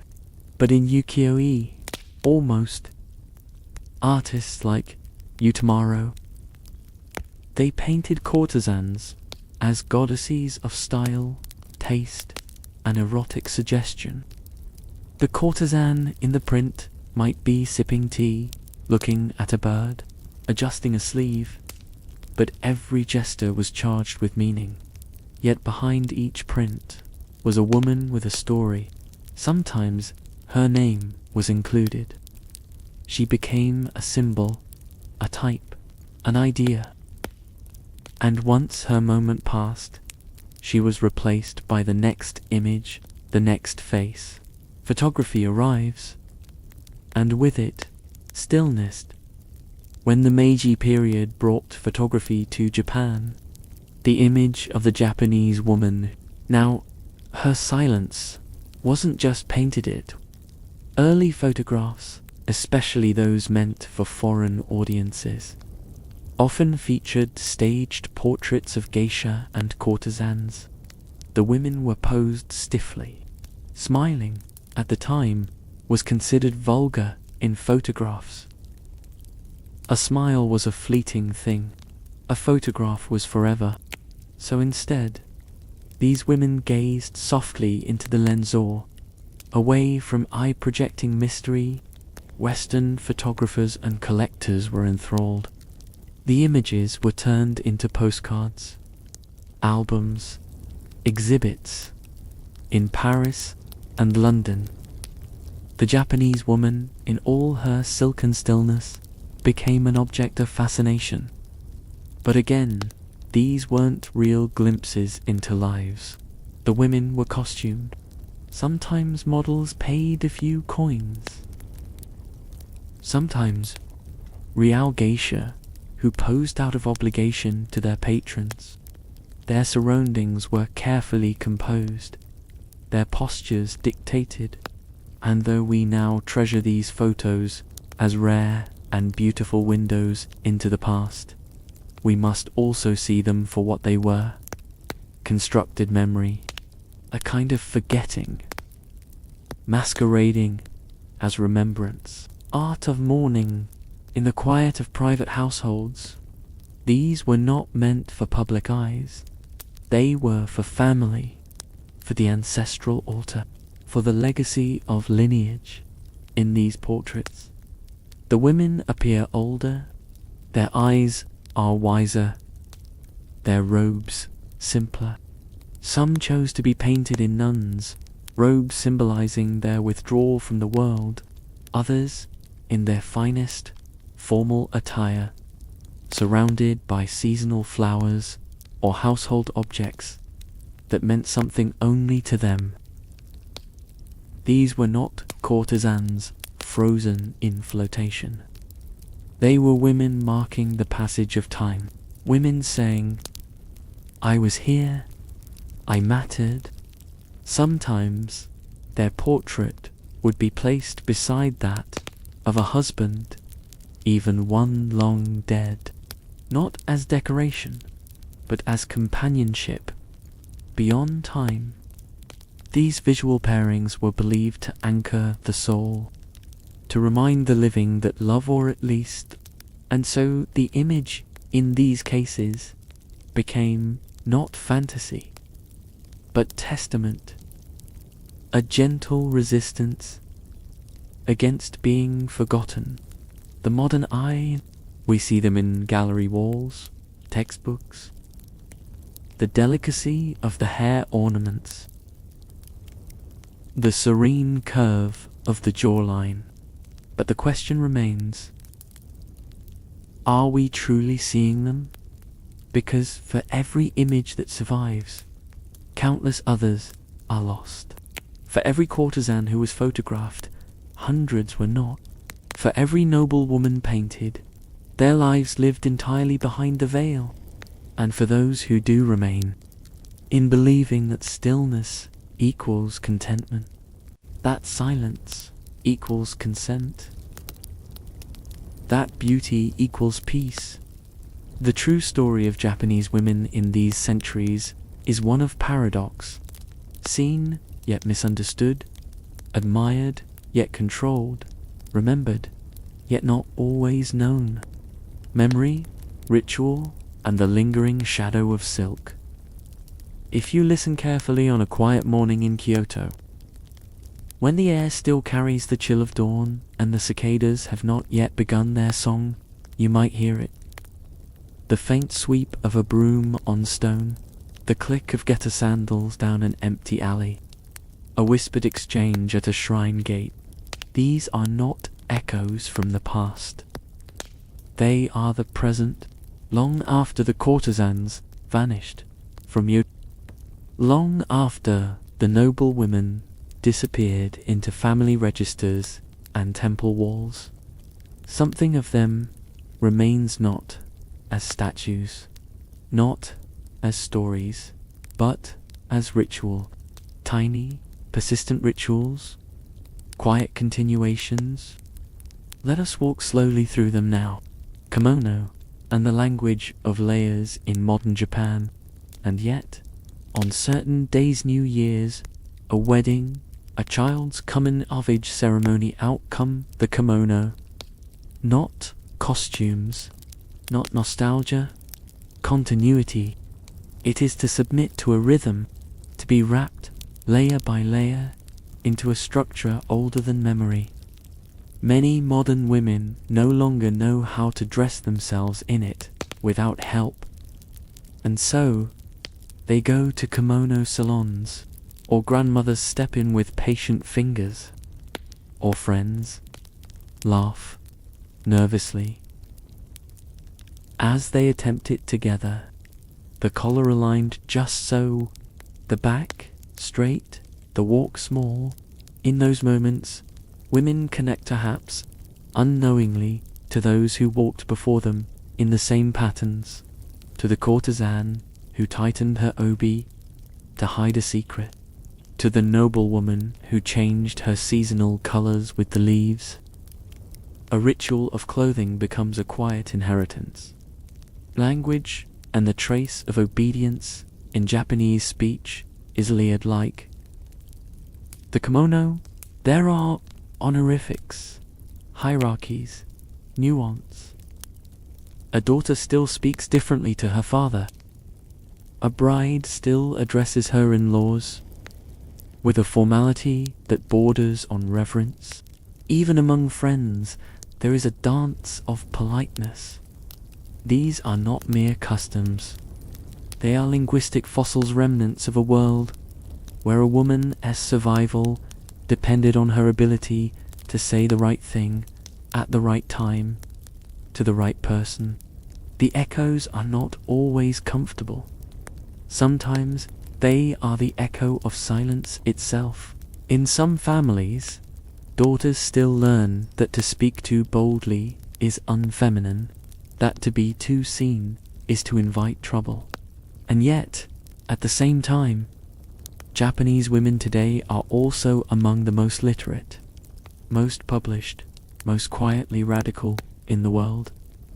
The balance between ritual and resistance continues.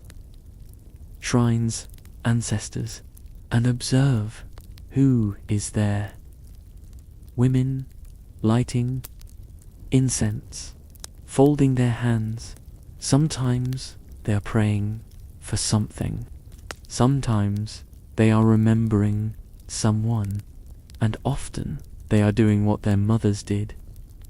In this way, in households, it is often the wife, the mother, or the grandmother who maintains the butsudanda, family altar, who keeps the photograph of the departed grandfather, who lights the candle on his death anniversary, who ensures that his name is spoken, even if only in the morning whisper before the tea boils.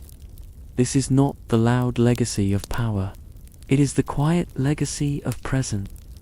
But they passed on rituals, too, ways of pouring tea, of marking the changing moon. Women's lives in today's Japan. The quiet mirror modern Japan is a contradiction, just as its past was. Women attend university, they become doctors, and yet many still face expectations shaped by centuries. To marry, to be supportive but not too ambitious, to be beautiful but not too assertive. In some ways, the Yoshiwara of the Edo period has not vanished, it has merely moved into subtler spaces. The performance of femininity remains, though the stage has changed, and yet again they march. They raise their daughters with slightly different expectations. Final reflections. The echo that carries on. So what does it mean to remember courtesans, noble women, and their hidden worlds? Not to romanticize, not to pity. That history is not only the rise and fall of empires, the clash of swords, the signing of treaties. It is also the choice to smile when one does not feel joy, the silent tightening of an obi over a secret, the writing of a poem no one else may read, the pressing of incense, ash. It is a whisper passed from hand to hand, room to room, generation to generation. And though those women are gone, in the soft shoes, in the stories that unfold slowly, patiently, like petals in spring. Thank you for walking with me. Now, as your eyes grow heavier and your thoughts drift toward stillness, let the images settle. Silk, stone, smoke, silence. All the women who came before, still here, just beneath the noise of now. Sleep well.